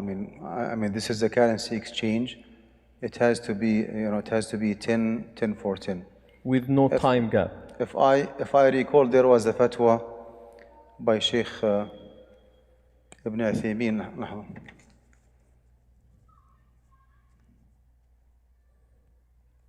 Let me double check this question, inshallah, and get back to you tomorrow, inshallah. Jazakallah khair. It's not a loan. It's just like giving a change. The change, but I don't have it with me right now. I need like $1 bill. So you give me 10, and I give you 9 because I don't have with me 10 right now. Yeah, let's put it in hold, inshallah, until I double check. Okay, so the other question is about, I think this is answered. He's asking, or she's asking about the foreign exchange. Is it considered homogeneous in al-fadl, RIBA al-fadl? No, currency exchange, actually, it has to be with two different currencies, otherwise it makes no sense, right? You have a currency exchange agency or business. It means that you exchange from American dollars to Jordanian dinars, to Algerian, what's your amla there? Dinar. Dinar, and so on and so forth. And you make some money in between. I mean, the revenue actually is for the currency exchange, which is fine. فإذا اختلفت هذه الأصناف فبيعوا كيف شئتم إذا كان يدا بيد. So I exchanged the American dollar for 70 قرش, like cent in Jordan. Okay, as a businessman, I might give it only for like, only 68, which is fine. And I keep 2 cents like for myself as a revenue. That would be fine. So you can make profit of money exchange as long as it is immediate on the spot. There is no gap. As long as it is immediate. And this is actually how the currency exchange industry in the USA and all over the world, they make money, right? There is something called the سعر البيع and سعر الشراء, سعر الصرف and سعر الشراء. That difference actually is the revenue that they make. Yeah, there is a lot of questions, but it will be answered tomorrow, inshallah ta'ala, about mortgages, about so many things, inshallah ta'ala. Right. So if there is any question related to this topic, we can take it on the spot, otherwise we conclude. Go ahead. Now, by the way, we had 18 minutes interest actually, like above 9 p.m., but that's fine, that's a halal riba, inshallah. Inshallah. Go ahead, Brother Zafar.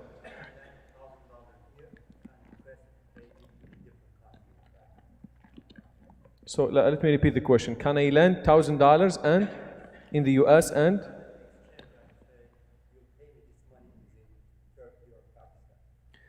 That would be fine as long as are you the lender or the borrower? You are the lender. So you give me $1,000 loan. Yeah. And you tell me that okay, it's due in January 2023, but I will be in Uzbekistan. You send me the money to Uzbekistan, right? As a borrower, I have to pay out of pocket maybe $10, $15, right? For the Western Union to send you the $1,000. You are not benefiting from the money. You are not putting $15 on pocket. You receive only $1,000. I pay on top of the $1,000, $15 for the wire transfer for Western Union, okay? But this is actually a service fees that I committed myself. So it ended up me paying more than what I have taken, but it's still halal because you are not benefiting from the difference. See what I'm saying? Well, that's halal. How about if there is a benefit but not money benefit? For example, if it will be difficult for me, for example, I work here in the US, it will be difficult for me to transfer money to Algeria. We have a horrible economic system. So I tell somebody who wants my money now, I tell him, here is $10,000, but you pay me back in Algeria. I am benefiting because it is difficult for me to transfer money. So it is a service for me. Is this halal? So there is a benefit, but not money benefit. I am benefiting because it will be difficult for me to transfer my own money. Security benefit. Security benefit, or there is a lot of regulations, like you have to only transfer a certain amount of money. So the question is, if the definition of riba, كل قرض جر نفعا للمقرض فهو riba. So is this benefit has to be money, or any type of benefit, is it considered riba? Because you are borrowing with interest. Generally speaking, أخي, any kind of benefit. عرفت؟ يعني let's say for example, I told someone, okay, I'm willing to give you $1,000 loan, okay, with one condition, that you give me a ride to the hotel, right? Just an example, alhamdulillah, I have my rental car, so do not worry. So the lender, which is me, is benefiting indirectly from that loan, non-monetary benefit, which is a free ride to the hotel. That's counted riba. Counted So that's riba. counter riba. That's counted riba. I gave someone $10,000 to upgrade his business with one condition, that you need to hire my son to work for you. That's riba. Okay? I'll give you 1,000 if you invite me for dinner tonight. That's riba. Although it's not a monetary one, but actually it's a kind of faid. I think كل قرض جر نفعا للمقرض. نفعا. نفع means benefit. Any benefit. Any benefit. عرفت أخي? Based on that, you said that you benefit from securing the fund, like assuring receiving the fund. yes. So if I will transfer my own money, for example, $10,000 to Algeria, is there going so much regulations? I may lose some money. I may so many regulations, right? So pay fees. So I would say, okay, I will give you $10,000, but give it to my parents in Algeria, or give it to my partners in Algeria, give it to my family in Algeria. Is this riba? طيب. I will take it So inshallah inshallah, Sheikh will as a go ahead. homework. That's my homework for tonight, inshallah.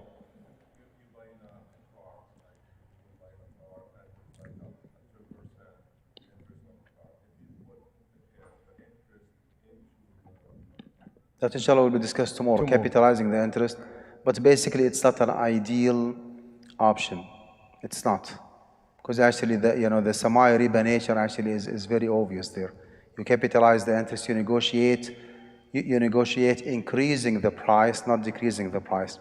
Now the non-Muslim salesperson looks at it from a different perspective. He thinks that you are paying the interest up front, because in order for him to give you 0 APR, he will be asking for a big chunk of money as a down payment.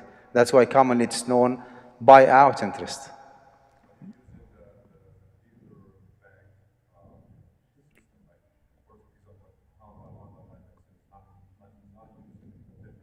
Unfortunately, Honda Finance is financially, administratively, legally, is an independent organization that has nothing to do with Honda car dealership, unless otherwise proven. So you are borrowing from a third party, unfortunately. So, but it will be discussed in details tomorrow, inshallah. Sheikh Hussein?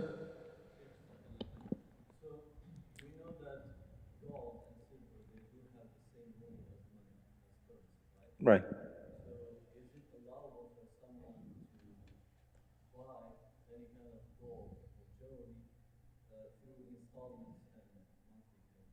So let me repeat the questions for those who are online. Sheikh Hussein is asking about gold and silver are also riba subjected to riba.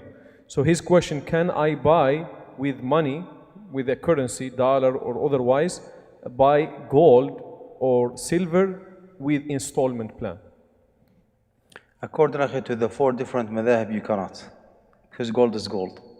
If you want to follow the approach of Shaykh al-Islam ibn Taymiyyah rahmatullah alayh and his student Ibn al-Qayyim, they both believe that jewelry is not a currency, it's a commodity. It's like the furniture and the chair and the carpet. And so based on that, I mean, بيع الذهب بالتقسيط, like, buying jewelry, not like ounces of, jewelry, right? Jewelry for women to use. بالتقسيط, an installment, is halal. But this is again, I mean, this is outside the four madhahib. For me, I see a lot of fiqh in what Ibn Taymiyyah said, because actually what we care about is the outcome result, the final product. Really, I mean, jewelry is not a currency. You cannot go to Walmart, okay, and buy some food for the earring, for example, or for the ring, and give them the ring as a price. It's not used as a currency. So it would be safer to go with the 4 madhahib, right? However, going with the opinion of Ibn Taymiyyah, honestly, is legitimate enough. Is there any sister, because we took all the brothers, is there any sister has any question? Inshallah, we'll take the brother over. Yes. Yes.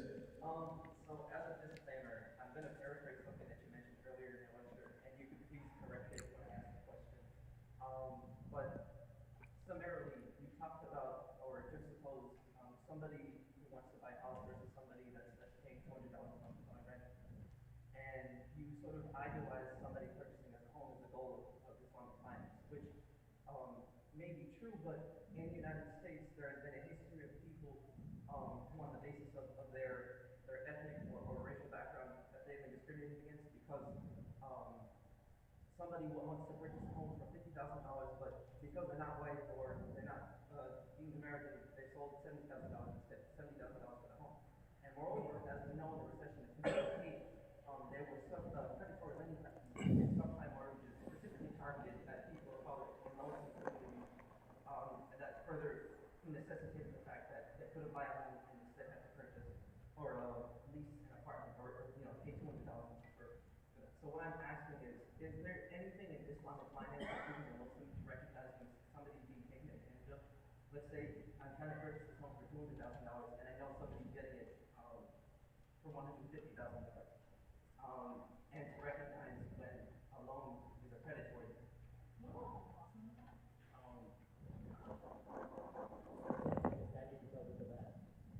Honestly, I didn't get the exact question. I'm sorry.